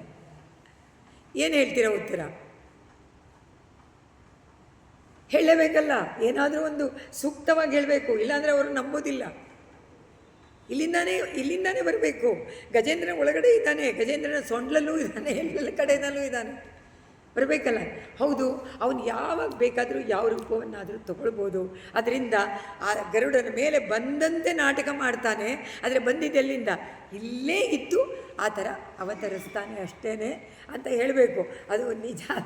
ಪುರಾಣದಲ್ಲಿ ಹೇಳಿಲ್ಲ. ಏನು ಹೇಳಿದ್ದಾರೆ ಶ್ರೀಮದ್ ಭಾಗವತದಲ್ಲಿ? ವೈಕುಂಠದಿಂದಲೇ ಕೆಳಗಿಳಿತಾನೆ ಅಂತಲೇ ಹೇಳಿರೋದು. ವೈಕುಂಠದಿಂದ ಬಂದ ಗರುಡನ ಮೇಲೆ ಬಂದ, ಗರುಡನ ಸ್ಪೀಡ್ ಜಾಸ್ತಿ ಸಾಕಾಗಲಿಲ್ಲ. ಗರುಡ ಅಂದ, ಕೂತ್ಕೊಂಡ್ಬಿಟ್ಟಂತೆ ಗರುಡನ ಮೇಲೆ, ನಡಿ ಅಂದಂತೆ. ಹೇಳೇ ಇಲ್ಲ ಎಲ್ಲಿಗೆ ಹೋಗಬೇಕು ಅಂತ. ಎಲ್ಲಿಗೆ ಹೋಗಬೇಕು ಅಂತ ಇವನು ಮುಖ ನೋಡ್ತಾ ಇದ್ದಾನೆ. ನೋಡಿದ್ದೀರಾ ನೀವು ಗರುಡ ವಾಹನವನ್ನು? ಯಾವಾಗಲೂ ಗರುಡನ ಮುಖ ಹಿಂಗಿರುತ್ತೆ. ಇನ್ನೊಂದು ಕಡೆಯಲ್ಲಿ ತೋರಿಸಿದರೆ ಬಹಳ ಸುಂದರವಾಗಿ ನಿಜವಾದ ಗರುಡನನ್ನೇ ತೋರಿಸಿ ಮನುಷ್ಯ ಶರೀರ. ಆ ಗರುಡ ಹಿಂಗೇ ನೋಡ್ತಾ ಇದ್ದಾನೆ ಪರಮಾತ್ಮನನ್ನು. ತಲೆ ತೆಗಿ, ಎಲ್ಲಿಗೆ ಹೋಗಬೇಕು ಅಂತ ಹೇಳಿ ಸ್ವಾಮಿ ಅಂತ. ಟಿಕೆಟ್ ಎಲ್ಲಿಗೆ ಅಂತ ಕೇಳಿದ್ರೆ ಟಿಕೆಟ್ ಕೊಡು ಅಂದರೆ ರೈಲ್ವೆ ಕೌಂಟರ್ಗೆ ಹೋಗಿ ಅವ್ರೇನು ಮಾಡ್ತಾರೆ? ಎಲ್ಲಿಗೆ ಹೋಗಬೇಕು ಅಂತ ಹೇಳಲೇ ಇಲ್ವಂತೆ. ಆಮೇಲೆ ಹೋಗ್ತಾ ಇದ್ದಾನೆ, ಸ್ಪೀಡ್ ಸಾಕಾಗಲಿಲ್ಲ, ನಿಲ್ಲಿಸು ಅಂದಂತೆ. ಕಂಕಳಲ್ಲಿ ಗರುಡನನ್ನು ಎತ್ಕೊಂಡು ಅವನೇ ಓಡ್ಬಂದಂತೆ ಬರೆದಿದ್ದಾರೆ. ಸಾಕಾಗಲಿಲ್ಲ ಸ್ಪೀಡು ಅಂತ ಅವನು ಗರುಡನನ್ನು ಎತ್ಕೊಂಡು ಬಂದಲ್ಲಿ ಇಳಿದ ಅಂತ. ಆದರೆ ಇವರು ಹೇಳ್ತಾರೆ, ಶ್ರುತ್ವಾ ಸ್ತೋತ್ರಂ ನಿರ್ಗುಣಸ್ತ್ವಂ ಸಮಸ್ತಂ ಬ್ರಹ್ಮೇಶಾಧ್ಯೈನಾಗಂ ಇತಿ ಅಪ್ರಯಾತೆ. ಬ್ರಹ್ಮ ಈಶಾ ದೇವತೆಗಳೆಲ್ಲ ನಾನಲ್ಲ ಹೇಳಿದ ತಕ್ಷಣ ಸರ್ವಾತ್ಮಾತ್ವಂ ಭೂರಿ ಕಾರುಣ್ಯ ವೇಗಾತ್. ಇವ್ರು ಹೇಳ್ತಾರೆ, ಬೇರೆ ವೇಗ ಅಲ್ಲ ಇದು, ಗರುಡನ ವೇಗ ಅವನ ವೇಗ ಅಲ್ಲ, ಕಾರುಣ್ಯ ವೇಗಾತ್. ಕರುಣೆ ಎನ್ನುವಂತಹ ಸ್ಪೀಡಿನಿಂದ ಓಡಿ ಬಂದಿದ್ದಾನೆ ಪರಮಾತ್ಮ. ಅವನನ್ನು ಕಾಪಾಡೋದಕ್ಕೋಸ್ಕರವಾಗಿ ತಾಕ್ಷಾರೂಢಗ ಸ್ತೋಕ್ತಿತಗ ಅಭೂಹು ಪುರಸ್ತಾತ್ ಹಸ್ತೀಂದ್ರಂ ತಂ ಹಸ್ತಪದ್ಮೇನ ಧೃತ್ವ ಚಕ್ರೇಣ ತ್ವಂ ನಕ್ರವರ್ಯಂ ವ್ಯದಾರೀ. ಯಾವಾಗ ಆನೆ ಗಜೇಂದ್ರ ಆ ಕೈಯಲ್ಲಿ ಸೊಂಡಲಲ್ಲಿ ಇಟ್ಕೊಂಡಿರುವಂಥ ಪದ್ಮವನ್ನು ಪರಮಾತ್ಮನ ಪಾದಾರವಿಂದಕ್ಕೆ ಕೊಟ್ಟನು. ತಕ್ಷಣ ಆ ಚಕ್ರವನ್ನು ಬಿಟ್ಟು ಇದರನ್ನು ಕತ್ತರಿಸಿದ. ಯಾರನ್ನು? ಮೊಸಳೆಯ ಕತ್ತನ್ನು ಕತ್ತರಿಸಿ ಗಂಧರ್ವಾಸ್ಮಿನ್ ಮುಕ್ತ ಶಾಪೇ ಸಹಸ್ತಿ. ಹಸ್ತಿಗೂ ಶಾಪ ಹೋಯಿತು. ಅವನು ಇಂದ್ರದಮ್ನಾಗಿ ಶಾಪ ವಿರಕ್ತನಾಗಿ ಮುಕ್ತಿಯಿಂದ ಅವನು ಹೊರಟ. ಗಂಧರ್ವನಾದ ಹೂ ಗಂಧರ್ವ ಅವನಿಗೂ ದೇವಲ ಋಷಿಯಿಂದ ಬಂದ ಶಾಪ ಅವನಿಗೂ ನಿವಾರಣೆ ಆಯಿತು. ಆದರೆ ಇದರಲ್ಲಿ ಮುಖ್ಯ ಉದ್ದೇಶ ಭಾಗವತರ ತಿರುವಡಿಯನ್ನು ಹಿಡ್ಕೊಂಡ್ರೆ ಫಸ್ಟು ಮುಕ್ತಿ ಸಿಗೋದು ಯಾರು ತಿರುವಡಿ ಹಿಡ್ಕೊಳ್ತಾರೋ ಅವರಿಗೆ. ತಿರುವಡಿ ಇವ್ರಿಗಲ್ಲ. ಗಜೇಂದ್ರ ಅವನ ಪಾದವನ್ನು ಹಿಡ್ಕೊಂಡ ಮೊಸಳೆ, ಅದರಿಂದ ಮೊಸಳೆಗೆ ಮೊದಲು ಚಕ್ರದಿಂದ ಕತ್ತರಿಸಿ ಅವನಿಗೆ ಶಾಪ ವಿಮೋಚನೆಯಾಗಿ ಅವನಿಗೆ ಮುಕ್ತಿ, ಆಮೇಲೆ ಗಜೇಂದ್ರನಿಗೆ ಮುಕ್ತಿ. ಅದರಿಂದ ಭಾಗವತರ ಪಾದಾರವಿಂದ ತ್ವದ್ಭೃತ್ಯ ಪರಿಚಾರಕ ಭೃತ್ಯಸ್ಯ ಭೃತ್ಯ ಇತಿ ಮಾಂ ಸ್ಮರಲೋಕನಾಥ. ತತ್ಪಾದಾರವಿಂದ ಅವ್ರು ಹೇಳ್ತಾರೆ, ನಮ್ಮ ಅಡಿಯಾರ್ ತಮಕ್ಕಡಿಯಾರ್ ಅಂತ 7ನೇ ಸ್ಥಾನದಲ್ಲಿ 8ನೇ ಸ್ಥಾನದಲ್ಲಿ ನಮ್ಮಾಳ್ವಾರು ನಿಂತ್ಕೋತಾರೆ. ಪರಮಾತ್ಮನ ಭಕ್ತ ಅಲ್ಲಿಂದ ಕೆಳಗಡೆ ನಿಂತ್ಕೊಳ್ತಾರೆ ಆಳ್ವಾರ್. ಅದರಿಂದ ಅರ್ಥ ಏನಾಯಿತು? ಭಾಗವತರ ಕಡೆಯ ಲಾಸ್ಟ್ ನಮಗೆ ಸಿಕ್ಕಿದ್ರೆ ಸಾಕು, ಭಕ್ತರ ಪಾದಾರವಿಂದ ಧೂಳೆ ಸಾಕು ಅಂತ ಹೇಳಿ, ಏತದ್ವೃತ್ತಂ ತ್ವಾಂ ಚ ಮಾಂ ಚ ಪ್ರಗೇಯೋ ಗಾಯೇತ್ ಸೋಯಂ ಭೂಯಸೆ ಶ್ರೇಯಸೆ. ಯಾರು ಈ ಗಜೇಂದ್ರ ವೃತ್ತಾಂತವನ್ನು ಪಠನ ಮಾಡ್ತಾರೋ, ಹಾಡ್ತಾರೋ, ಕೇಳ್ತಾರೋ, ಗಾಯೇ ಸೋಯಂ ಭೂಯಸೆ ಶ್ರೇಯಸೆ ಅವರಿಗೆ ಶ್ರೇಯಸ್ಸು ಉಂಟಾಗತ್ತೆ. ಇತಿ ಉಕ್ತ್ವಾ ಏನಂ ತೇನ ಸಾರ್ಥಂ ಗತತ್ವಂ ದಿಷ್ಟಂ ವಿಷ್ಣೋಪಾಯ ವಾತಾಲಯೇಶ. ಹೇಗೆ ಇವರಿಬ್ಬರಿಗೂ ಶಾಪ ವಿಮೋಚನೆ ಮಾಡಿ ಅವನನ್ನು ರಕ್ಷಣೆ ಮಾಡಿ ಈ ಥರ ಹೇಳ್ತಾ ನೀನು ನಿನ್ನ ಲೋಕ ಕೊಟ್ಟೋದೇ ಅಲ್ವಾ ಗುರುವಾಯೂರಪ್ಪ? ಹೌದು ಅಂದ. ಒಂದು ದಿವಸ ಮುಗೀತು. ನೆಕ್ಸ್ಟ್ ಡೇ ಅಮೃತ ಮಥನದ ಕಥೆಯನ್ನು ಹೇಳಬೇಕು. ಕೂರ್ಮಾವತಾರದ ವಿಷಯ ಆರಂಭ ಮಾಡ್ತಾರೆ. ದುರ್ವಾಸಗಾಸುರವನಿತಾಪ್ತ ದಿವ್ಯಮಾಲ್ಯಂ ಶಕ್ರಾಯ ಸ್ವಯಂ ಉಪದಾಯ ತತ್ರ ಭೂಯಗ ನಾಗೇಂದ್ರ ಪ್ರತಿಮೃದಿತೆ ಶಶಾಪ ಶಕ್ರಂ ಕಾಕ್ಷಾಂತಿ ತ್ವತ್ಕಿತರ ದೇವತಾಂಶ ಚಾನಾಂ. ಸುಂದರ ಅವ್ರು ಹೇಳ್ತಾರೆ, ಇಲ್ಲಿ ಮುಖ್ಯವಾದ ವಿಷಯ ಭಗವಂತನ ಪ್ರಸಾದವನ್ನು ಯಾವ ರೀತಿ ನಾವು ಸ್ವೀಕಾರ ಮಾಡಬೇಕು ಅನ್ನೋದನ್ನು ಇದರಿಂದ ತೋರಿಸ್ತಾರೆ. ಇಂದ್ರನಿಗೆ ದುರ್ವಾಸರು ಬಂದರು. ಯಾರೋ ಒಬ್ಬಳು ದೇವತಾಸ್ತ್ರಿ ಲಕ್ಷ್ಮೀ ಪೂಜೆಯನ್ನು ಮಾಡಿ ಲಕ್ಷ್ಮಿಯ ಪ್ರಸಾದದ ಹಾರವನ್ನು ಇವರಿಗೆ ಕೊಟ್ಬಿಟ್ರು. ಎದುರುಗಡೆ ಬಂದರು ಅಂತ ಋಷಿಗೆ ಯಾಕೆ ಬೇಕು ಹಾರ? ಅವ್ರಿಗೆ ಯಾವ ಐಶ್ವರ್ಯ ಬೇಕು, ಏನು ಬೇಕು ಅವ್ರಿಗೆ? ಆದರೆ ಅವ್ರೇನು ಮಾಡಿದ್ರು, ನನಗೆ ಯಾಕೆ ಇದು ಕೊಟ್ಬಿಟ್ರಲ್ಲ ಅಂತ ಹೇಳಿ ಹಾಗೆ ಹಿಡ್ಕೊಂಡು ಬರ್ತಾಯಿದ್ರು. ದೇವಲೋಕದಲ್ಲಿ ಇಂದ್ರ ಬರ್ತಾ ಇದ್ದಾನೆ, ಆನೆಯ ಮೇಲೆ ಬರ್ತಾ ಇದ್ದಾನೆ. ನಾಗೇಂದ್ರ ಪ್ರತಿಮೃದಿತೆ ಶಶಾಪ ಶಕ್ರಂ. ಶಕ್ರಂ ಅಂದರೆ ಇಂದ್ರ. ಅವನು ಬರ್ತಾ ಇದ್ದಾನೆ. ಐರಾವತದ ಮೇಲೆ ಆಹಾ ಇವನಿಗೆ ತಾನೇ ಬೇಕು ಐಶ್ವರ್ಯ, ಸರಿ ಇವರಿಗೆ ಕೊಟ್ಟುಬಿಡೋಣ ಅಂಥೇಳಿ ಇಂದ್ರ ತಗೋ ಅಂದರು. ಇಂದ್ರನಿಗೆ ಕೊಟ್ಟರು. ಆದರೆ ಇಂದ್ರ ಏನು ಮಾಡ್ದ, ಅದನ್ನು ಆನೆ ತಲೆ ಮೇಲೆ ಇಟ್ಟ. ಆನೆಗೆ ಬುಳುಬುಳು ಅಂತು. ತಕ್ಷಣ ಆನೆ ಅದನ್ನು ತೊಗೊಂಡು ಸೊಂಡಲಿನಿಂದ ಹಾರವನ್ನು ತಗೊಂಡು ಕೆಳಗೆ ಹಾಕಿ ಕಾಲಿಂದ ಉಜ್ಜಿಬಿಡ್ತು. ದುರ್ವಾಸರು ನೋಡ್ತಾನೆ, ಕೋಪ ಬಂತು. ದುರ್ವಾಸ ಯಾತಕ್ಕೆ ಅಲ್ಲ, ಇಂದ್ರನನ್ನು ತಕ್ಷಣ ಶಾಪ ಕೊಟ್ಬಿಟ್ರು. ದುರ್ವಾಸರಿಗೆ ಅಷ್ಟು ಕೋಪ. ಯಾತಕ್ಕೆ ಕೋಪ ಅಂದರೆ ದೇವರ ಪ್ರಸಾದವನ್ನು ಈ ತರಹ ಹೇಯವಾಗಿ ನೋಡಿದ್ದಕ್ಕೆ. ಅದನ್ನು ಹೇಗೆ ಮಾಡಬೇಕಾಗಿತ್ತು? ಅವನು ಕಣ್ಣಿಗೆ ಒತ್ಕೊಂಡು ಅದನ್ನು ಪಕ್ಷಸ್ಥಳದ ಇಟ್ಕೊಂಡು ತನ್ನ ಮೇಲೆ ಇಟ್ಕೊಂಡು ಅದು ಇಟ್ಕೊಂಡಿದ್ರೆ ಚೆನ್ನಾಗಿರ್ತಾಯಿತ್ತು. ಅದ್ರ ಬದಲು ಆ ಆನೆ ತಲೆ ಮೇಲೆ ಹಾಕದ್ನಲ್ಲ, ಅದಕ್ಕೆ ಕೋಪ ಬಂತು. ಅದರಿಂದ ಅದನ್ನು ಹೇಳ್ತಾರೆ, ಕಾಕ್ಷಾಂತಿ ತ್ವದ್ ಇತರ ದೇವತಾಂಶ ಜಾನ ಅಂತ. ಶಶಾಪ ಶಕ್ರಂ, ಇಂದ್ರನ ಶಪಿಸ್ಬಿಟ್ರು. ತ್ವದ್ ಇತರ ದೇವತಾಂಶ, ಅಲ್ಲ ಬೇರೆ ದೇವತೆಗಳೆಲ್ಲ ನಿನ್ನ ಅಂಶ ಅಲ್ವಾ? ಎಲ್ಲ ದೇವತೆನಲ್ಲೂ ನೀನು ಅಂತರ್ಯಾಮಿಯಾಗಿದೆಯಾ ಅಲ್ವಾ ಗುರುವಾಯೂರಪ್ಪ? ದುರ್ವಾಸರಲ್ಲಿ ನೀನಿಲ್ವಾ? ಇಂದ್ರನಲ್ಲಿ ಇದೆಯಾ? ಎಲ್ಲದರಲ್ಲೂ ನೀನಿದೆಯಾ? ಹೂವಲ್ಲೂ ನೀನಿದೆಯಾ? ಆದರೆ ಕ್ಷಮಾ ಭಾವನೆ ಇಲ್ಲವೇ ಇಲ್ಲ. ಕ್ಷಮಿಸುವಂಥ ಭಾವನೆ ಬರೋದೇ ಇಲ್ಲ, ಯಾರಿಗೂ ಬರೋದಿಲ್ಲ. ದೇವತೆಗಳಿಗೂ ಬರಲ್ಲ, ಮುನಿಗಳಿಗೂ ಬರಲ್ಲ, ಋಷಿಗಳಿಗೂ ಬರೋದಿಲ್ಲ. ಋಷಿಗಳು ಅವನಿಗೆ ಬೋಧನೆ ಮಾಡ್ಬೋದಾಗಿತ್ತಲ್ವ ಇಂದ್ರನಿಗೆ, ಈ ಥರ ಮಾಡಬಾರ್ದಪ್ಪ, ದೇವಪ್ರಸಾದ ಇದೇನೋ ಒಂದು ಸತಿ ಕ್ಷಮಿಸಿದ್ದೀನಿ, ನೆಕ್ಸ್ಟ್ ಟೈಮ್ ಮಾಡಬೇಡ ಅಂತ ಕೊಡಬೇಕಾಗಿ. ಅದು ಇಲ್ಲ, ತಗೋ ಶಾಪ. ಕೋಪ ಬಂದ ತಕ್ಷಣ ಶಾಪ. ನಮಗನ್ಸುತ್ತೆ ಇದೆಲ್ಲ ಮಕ್ಕಳಿಗೆ ನೀವು ಕಥೆನ ಹೇಳಿ ಎಷ್ಟೊಂದು ಪ್ರಶ್ನೆ ಬರುತ್ತೆ ಗೊತ್ತಾ? ತುಂಬ ಕಷ್ಟ ಈ ಕಥೆಗಳನ್ನೆಲ್ಲ ಹೇಳ್ಬಿಟ್ಟು. ನಾವೆಲ್ಲ ಮಕ್ಕಳಿಗೆ ಮೊದಲನೇ ಕಥೆನೇ ಇದು ಹೇಳಬೇಕಂತೆ, ಗಜೇಂದ್ರ ಮೋಕ್ಷದ ಕಥೆ. ಎಷ್ಟೊಂದು ಪ್ರಶ್ನೆ ಇದೆ ಗೊತ್ತಾ ಅದರಲ್ಲಿ. ಸುಲಭವಾಗಿ ನಾವು ತಪ್ಪಿಸ್ಕೊಂಡ್ಬಿಡ್ತೀವಿ, ಪ್ರಶ್ನೆಗಳ ಮಧ್ಯೆ ಉತ್ತರ ಹೇಳಿ. ಆದರೆ ಮಕ್ಕಳಿಗೆ ಹೇಳೋದು ತುಂಬ ಕಷ್ಟ. ಶಾಪೇನ ಪ್ರತಿದಜರೇಥ ನಿರ್ಜರೇಂದ್ರೇ ದೇವೇಶ್ವಪಿ ಅಸುರಜಿತೇಶು ನಿಟ್ಟವೇಶು ಅಂತ ಹೇಳಿದರು. ಆದರೆ ಈ ಮುಕ್ತಿದಾಯಕನೇ ಗುರುವಾಯೂರಪ್ಪ ದೇವೇಂದ್ರ ಶಾಪದಿಂದ ಏನಾಯಿತು, ವೃದ್ಧನಾಗ್ಬಿಟ್ಟ, ಶಕ್ತಿ ಹೋಗ್ಬಿಡ್ತು, ಎಲ್ಲ ಹೋಗ್ಬಿಡ್ತು. ತಕ್ಷಣದಲ್ಲಿ ಎಲ್ಲ ಕಳ್ಕೊಂಡ ಐಶ್ವರ್ಯವನ್ನು. ದೇವತೆಗಳು ಮೊದಲು ಬ್ರಹ್ಮನ ಬಳಿಗೆ ಬಂದರು. ಇಂದ್ರ ಬ್ರಹ್ಮನ ಹತ್ರ ಹೋದ. ಬ್ರಹ್ಮ ಎಲ್ಲರನ್ನೂ ಕರ್ಕೊಂಡು ಪರಮಾತ್ಮನ ನಂತರ ಎಲ್ಲ ನಿನ್ನ ಬಳಿಗೆ ಅಂದರೆ ಪರಮಾತ್ಮನ ಹತ್ರ ವೈಕುಂಠಕ್ಕೆ ಹೋಗೋಕ್ಕಾಗಲ್ಲ. ಕ್ಷೀರಾಬ್ದಿಗೆ ಬಂದು ಕ್ಷೀರಾಬ್ದಿಯಲ್ಲಿ ನಿಂತು ಅವನನ್ನು ಸ್ತೋತ್ರ ಮಾಡ್ತಾರೆ. ಬ್ರಹ್ಮರುದ್ರಾದಿಗಳೆಲ್ಲ ಸ್ತೋತ್ರ ಮಾಡ್ತಾರೆ. ಏ ವರದ, ತುಂಬ ಬಹಳ ಕಾಲದವರೆಗೆ ಸ್ತುತಿ ಮಾಡಿದ್ರಂತೆ. ಏನು ತಕ್ಷಣ ಅದಾಗಲಿಲ್ಲ. 10,000 ವರ್ಷ ಚಂದ್ರಮುಖ ಬ್ರಹ್ಮ ತಪಸ್ಸು ಮಾಡಿದ್ರೇ ಅವನಿಗೆ ಶಕ್ತಿ ಬರೋದು ಸೃಷ್ಟಿ ಮಾಡೋದಕ್ಕೆ. ಅಂದರೆ ಎಷ್ಟು ಕಾಲ ತಪಸ್ಸು ಮಾಡಿದಂತೆ. ಆಮೇಲೆ ಸ್ತೋತ್ರ ಮಾಡಿದ್ರಂತೆ. ವೈಭವ ಐಶ್ವರ್ಯ ಎಲ್ಲವನ್ನ ಕೂಡಿರುವಂಥ ಪರಮಾತ್ಮ ಪ್ರತ್ಯಕ್ಷವಾಗೋದಿಲ್ಲ. ಕ್ಷೀರಾಬ್ದಿಯಲ್ಲಿ ಬರೀ ಆಕಾಶವಾಣಿ, ಅವ್ರಿಗೂ ದರ್ಶನ ಇಲ್ಲ.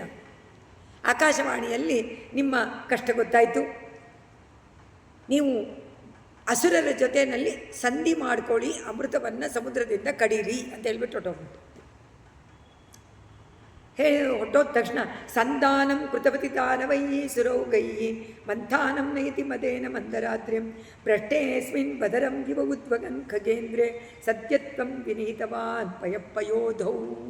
ಇದೇ ಇವನ ಆದೇಶ. ಪರಮಾತ್ಮ ಆದೇಶ ಮಾಡ್ದ. ಮಂದರ ಪರ್ವತವನ್ನು ತೊಗೊಂಡು ಬಂದು ಕ್ಷೀರಸಾಗರದಲ್ಲಿ ಹಾಕಿ ಅದನ್ನು ಕಡೀರಿ. ಅದರಲ್ಲಿ ಎಲ್ಲ ಇದೆ, ಬೀಜಗಳು ಐಶ್ವರ್ಯ ಎಲ್ಲವೂ ಅದರಲ್ಲಿದೆ. ದೇವೇಂದ್ರ ಕಳ್ಕೊಂಡಿರೋದೆಲ್ಲ ಅದರಿಂದ ಅದನ್ನು ಕಡೀರಿ. ಪದರಂ ಇವ ಉದ್ವಗನ್ ಖಗೇಂದ್ರೆ. ಹಾಗಾದರೆ ಮಂದರ ಪರ್ವತವನ್ನು ತೊಗೊಂಡು ಬರಬೇಕಲ್ಲ, ಯಾರು ತೊಗೊಂಡು ಬರ್ತಾರೆ ಅಂದರು. ಖಗೇಂದ್ರ ಗರುಡ ಇದ್ದಾನಲ್ಲ, ಗರುಡನ ಹೆಲ್ಪ್ ತೊಗೊಳ್ಳಿ ಅಂದು. ಯಾಕೆ ಅಂದರೆ ದೇವತೆಗಳು ಹೋದರು ಮಂದರ ಪರ್ವತವನ್ನು ತರಕ್ಕೆ. ಅವ್ರಿಗೆ ಶಕ್ತಿನೇ ಇಲ್ಲ, ಹೊಟ್ಟೋಯ್ತು ಶಾಪದಿಂದ. ತೊಗೊಂಡು ಬರ್ತಾಯಿದ್ರೆ ಬಿದ್ದೋಯ್ತು. ತಿರ್ಗಾ ಪರಮಾತ್ಮನ ಪ್ರಾರ್ಥನೆ, ಖಗೇಂದ್ರನ ಕಳಿಸ್ದ. ಖಗೇಂದ್ರನ ಕಳಿಸಿ ಅದನ್ನು ತೊಗೊಂಡು ಬಂದು ಅದು ಮಂದರ ಪರ್ವತವನ್ನು ಹಾಕಿ ಅದನ್ನು ಸದ್ಯ ತ್ವಂ ವಿನಿಹಿತವಾನ್ ಭಯಪ್ಪಯೋದು. ಪರಮಾತ್ಮ ಬಹಳ ಸೂಕ್ಷ್ಮವಾದ ವಿಷಯಗಳನ್ನೆಲ್ಲ ದೇವತೆಗಳಿಗೆ ಕೊಡ್ತಾನೆ, ಟಿಪ್ಸ್. ಈಗ ವಾಸುಕಿಯನ್ನು ತಗೊಂಡು ಬಂದು ಸುತ್ತಿ ಅದನ್ನು ಮಂಥನ ಮಾಡೋದಕ್ಕೆ ಹಗ್ಗವಾಗಿ ಮಾಡ್ಕೊಳ್ಳಿ ಅಂತ ತಕ್ಷಣ ಅವ್ರು ಕೇಳಿದ್ರು. ಅವ್ರು ಗೊತ್ತು ಪರಮಾತ್ಮನಿಗೆ ಏನು ಮಾಡ್ತಾರೆ ಅಂತ. ದೇವತೆಗಳಿಗೆ ಹೇಳ್ದ, ನೀವು ಮೊದಲು ವಾಸುಕಿಯ ಮುಖದ ಸೈಡ್ ಹಿಡ್ಕೊಂಬಿಡಿ, ಮುಖದ ಸೈಡ್ ಹಿಡ್ಕೊಂಬಿಡಿ, ಬಾಲ ಮಾತ್ರ ಇರುತ್ತೆ. ಅವಾಗ ಅವರು ಬರ್ತಾರೆ ಅಸುರರು. ಆಹಾ, ಶರೀರದಲ್ಲಿ ಶಿರಸ್ಸು ತಾನೇ ಮುಖ್ಯವಾದ ಪ್ರಧಾನ ಶಿರಸ್ಸು ದೇಹದಲ್ಲಿ.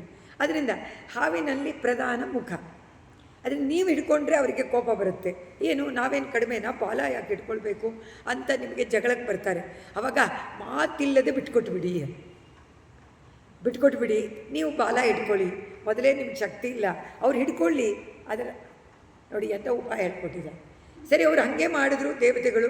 ವಾಸುಕಿಯ ಮುತಿಯನ್ನು ಅವ್ರು ಹಿಡ್ಕೊಂಡಿದ್ದಾರೆ, ಬಾಲ ಇವರು ಹಿಡ್ಕೊಂಡಿದ್ದಾರೆ. ಮಂದರ ಪರ್ವತ ಹಾಕಿದ್ರು, ವಾಸುಕಿಯನ್ನು ಕಡಿದ. ಅದೇ ತಾನೇ ಸಾಕು, ಕಡಿತಾ ಇದ್ದಾರೆ. ಆದರೆ ಪರ್ವತ ಮುಳುಗೋಯ್ತು ಕೆಳಗೆ. ಕಡಿಯೋದೆಲ್ಲಿ? ಕಡಿಬೇಕಾದ್ರೆ ಮತ್ತೆಲ್ಲಿರಬೇಕು? ನೀರಲ್ಲಿ ಲೂಸ್ ಆಗಿರಬೇಕು. ಕೆಳಗಡೆ ಹೋಗ್ಬಿಡ್ತದು, ಕೂತ್ಕೊಂಡ್ಬಿಡ್ತು ಕೆಳಗೆ. ತಿರ್ಗಾ ಮತ್ತೆ ಪ್ರಾರ್ಥನೆ. ದೇವತೆಗಳೆಲ್ಲ ಅಂಬೋ ಅಂತ ಅವನನ್ನು ಕರೆದ್ರು ಪರಮಾತ್ಮನನ್ನು. ಪಯೋದವು ಕ್ಷೀರಾಬ್ದಿಯನ್ನು ಕಡಿತಾ ಇದ್ದಾರೆ. ಆದಾಯ ಧೃತವಥವಾ ಸುಖಿಂಬರತ್ವಾಂ ಪಾತೋದೌ ವಿನೀತ ಸರ್ವ ಬೀಜಜಾಲೆ ಪ್ರಾರಬ್ಧೆ ಮತನವಿದೌ ಸುರಾಸುರೈತ್ಯೆ ವ್ಯಾಜಾತ್ವಂ ಭುಜಂಗ ಮುಖೇ ಆಕರೋ ಸುರಾರೀನಿ ಕ್ಷುಬ್ಧಾದ್ರೌ ಕ್ಷುಭಿತ ಜಲೋದರೇ ತದಾನೀಂ ದುಗ್ಧಾಬ್ಧೌ ಗುರುತರ ಭಾರತೋ ನಿಮಗ್ನೆ. ಭಾರದಿಂದ ಆ ಮಂದರಾಚಲ ಒಳಗಡೆ ಹೊಟ್ಟೋಯ್ತು. ಆಗ ದೇವೇಶು ವ್ಯತಿತದಮೇಶು ತತ್ಪ್ರಿಯೈಷಿ ಪ್ರಾಣೈಷಿ ಕಮಠತನು ಕಠೋರವಾದಂಥ ಬೆನ್ನುಳ್ಳಂತಹ ಕಮಟನಾಗಿ ಪರಮಾತ್ಮ ತಾನೇ ಅವತಾರ ಮಾಡಿ ಅದರ ಕೆಳಗೆ ಬೆನ್ನ ಮೇಲೆ ಮಂದರ ಪರ್ವತವನ್ನು ಧಾರಣೆ ಮಾಡಿಕೊಂಡು ಮಂದರಾಚಲ ಧಾರಣ ಹೇತೋ ಅಂತಾರೆ ಪದವಾಗಿ. ಮಂದರಾಚಲ ಧಾರಣ ಹೇತೋ, ಕಾರಣ ಮಂಥನ ಮಾಡೋಕ್ಕಲ್ವಂತೆ. ಮಂದರಾಚಲವನ್ನು ಬೆನ್ಮೇಲೆ ಇಟ್ಕೋಬೇಕಂತೆ. ಯಾಕೆ ಅಂತ ಕೇಳಿದ್ರೆ ಅವನಿಗೆ ಇದು ಉರಿತ ಬಂದ್ಬಿಡ್ತಂತೆ. ಕಡಿ ಅಂತಾರಲ್ಲ, ಕೆರೆತ, ತುಂಬ ಕೆರಿ. ದೊಡ್ಡ ಆಮೆ ಆಗಿಬಿಟ್ಟಿದ್ದಾನೆ, ಕೆರ್ಕೊಳ್ಳೋದು ಹೇಗೆ? ಕೈ ಇಷ್ಟೇ ಇಡ್ತಾನೆ, ಅದಕ್ಕೆ 4 ಕಾಲು, ಕೈ ಇಲ್ಲ, ಎಲ್ಲಿ ಕೆರ್ಕೊಳ್ಳೋದು?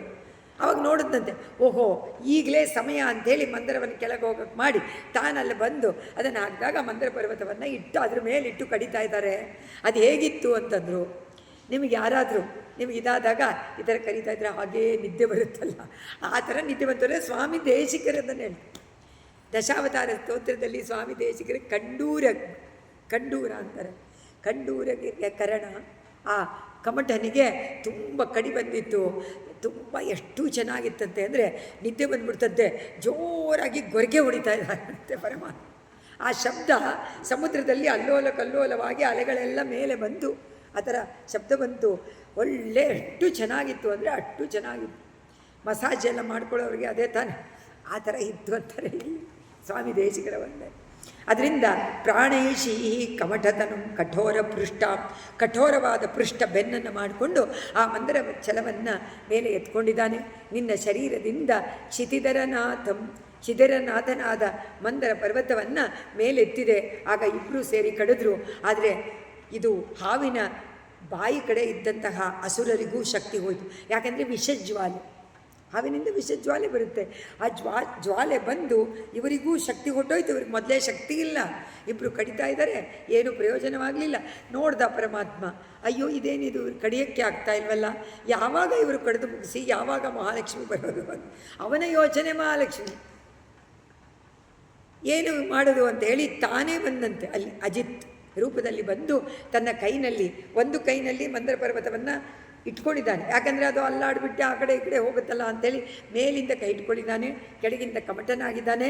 ಇನ್ನೊಬ್ಬ ಇದಾಗಿ 2 ಕೈನಿಂದ ಹಿಡ್ಕೊಂಡು ತಾನೇ ಕಡಿತಾ ಇದೆ. ಆಳ್ವಾರ್ಗಳಿಗೆಲ್ಲ ತುಂಬ ದುಃಖ. ಪರಮಾತ್ಮ ಅವ್ರಿಗೆ ಆಟ ನೋಡಬೇಕು, ನೀನು ಲೀಲೆಯನ್ನು ನೋಡಬೇಕು ಅಂಥೇಳಿ ನೀನೇ ಆ ಲೀಲೆಯಲ್ಲಿ ಪಾರ್ಟ್ ತೊಗೊಂಡ್ಬಿಟ್ಟಿಯಲ್ಲ, ನಿನಗೆ ಎಷ್ಟು ಕಷ್ಟ ಆಗಿರಬೇಕು ಆ ಮಂದರ ಪರ್ವತವನ್ನು ಕಡಿಯೋಕ್ಕೆ. ಸೋತೋಗ್ಬಿಟ್ಯಾ, ಅದಕ್ಕೋಸ್ಕರ ಮಲ್ಕೊಂಡಿದ್ಯಾ ಅಂತಾರೆ. நடந்த கால்கள் நொந்தவோ நடுங்கு ஞாலமேனமாய் இடந்தமை குலுங்கவோ ಗಾಲ್ ವರೈಚುರಂ. ತಿರುಮಳಿಸಿ ಆಳ್ವಾರ್ ಕೇಳ್ತಾರೆ, ಇನ್ನು ನಡೆದಿದ್ದಕ್ಕೆ ಕಾಲು ನೋವಿಗೆ ಮಲ್ಕೊಂಡಿದೀಯಾ? ತಿರುಮಳಿಸಿ ಆಳ್ವಾರು ಇದರಲ್ಲಿ ತಿರುಕುಡಂದೈ ಪೆರುಮಾಳ್ ಮಲ್ಕೊಂಡಿದ್ದಾರಲ್ಲ, ಆರಾಮದನ್ ಶಾರ್ಗಪಾಣಿ ಅವನನ್ನು ಕೇಳ್ತಾರೆ, ಯಾಕೆ ಮಲ್ಕೊಂಡಿದೀಯಾ? ಪುರಂದರದಾಸರು 10 ಅವತಾರವನ್ನು ವರ್ಣನೆ ಮಾಡ್ತಾರೆ. ಅದರಲ್ಲಿ ತುಂಬ ಚೆನ್ನಾಗಿ ಬರೆದಿದ್ದಾರೆ. ದಶಾವತಾರದಲ್ಲಿ ವರ್ಣನೆ ಮಾಡಿ ಅದಕ್ಕೋಸ್ಕರ ನಿನಗೆ ಆಯಾಸ ಆಯಿತಾ ಅಂತ ಎಲ್ಲಿಂದ ತೊಗೊಂಡಿದ್ದಾರೆ ತಿರುಮಳಿಸಿ. ಯಾಕಂದರೆ ದಾಸರು ಈಗ ತಾನೆ, ಆಳ್ವಾರುಗಳೆಲ್ಲ 5000 ವರ್ಷದ ಹಿಂದೆ ದ್ವಾಪರ ಯುಗದ ಕಡೆಯಲ್ಲಿ ಕಲಿಯುಗದ ಆರಂಭದಲ್ಲಿ ಅವರ ಅವತಾರ, ಅವರು ಬರೆದಿರುವಂಥ ಸಾಹಿತ್ಯ, ಅವರು ಅದರಿಂದ ತಗೊಂಡು ಎಲ್ಲ ನೀವು ನೋಡ್ಬೋದು. ಎಷ್ಟೊಂದು ಸಮನಾಗಿದೆ ಗೊತ್ತಾ ಆ ಕೀರ್ತನೆಗಳು. ಆಳ್ವಾರ ಪಾಶುರಕ್ಕೆ ಎಕ್ಸಾಕ್ಟ್ ಟ್ರಾನ್ಸ್ಲೇಷನ್ ಮಾಡ್ದಂಗಿದೆ, ತುಂಬ ಸುಂದರ. ಅಂದರೆ ಅವರು ಹೇಳ್ತಾರೆ, ಅದರಿಂದ ನಿನಗೆ ಆಯಾಸವಾಯಿತಾ, ಅದಕ್ಕೋಸ್ಕರ ಮಲ್ಕೊಂಡಿದ್ಯಾ ಅಂತ, ಶಯನ ಮಾಡ್ಕೊಂಡಿದ್ಯಾ ಅಂತ. ಅದಕ್ಕೆ ಅವರು ಕೇಳ್ತಾರೆ, ಸಂರಾಜನ್ಯ ಪವನಪುರೇಶ ಪಾಯಿರೋ ದೈತೌಗೆ ಭುಜಗಮುಖ ಅಂತ ಹೇಳಿದರು. ಕಡಿತಾ ಇದ್ದಾರೆ. ಫಸ್ಟ್ ಬಂದದ್ದು ಗರಲಂತರ, ಇಲ್ಲಿಗೆ ನಿಲ್ಲಿಸ್ಕೊಂಡ್ಬಿಟ್ರು. ಅವತ್ತಿನ ದಿವಸ ಆಗೋಯ್ತು. 28ನೇ ದಿವಸ, ಏನು ಸ್ವಾಮಿ ಅರ್ಧದಲ್ಲಿ ನಿಲ್ಲಿಸ್ಬಿಟ್ಟು ಹೊಟ್ಟೋಗ್ಬಿಟ್ರಲ್ಲ ಅಂದ ಪರಮಾತ್ಮ ಗುರುವಾಯೂರಪ್ಪ.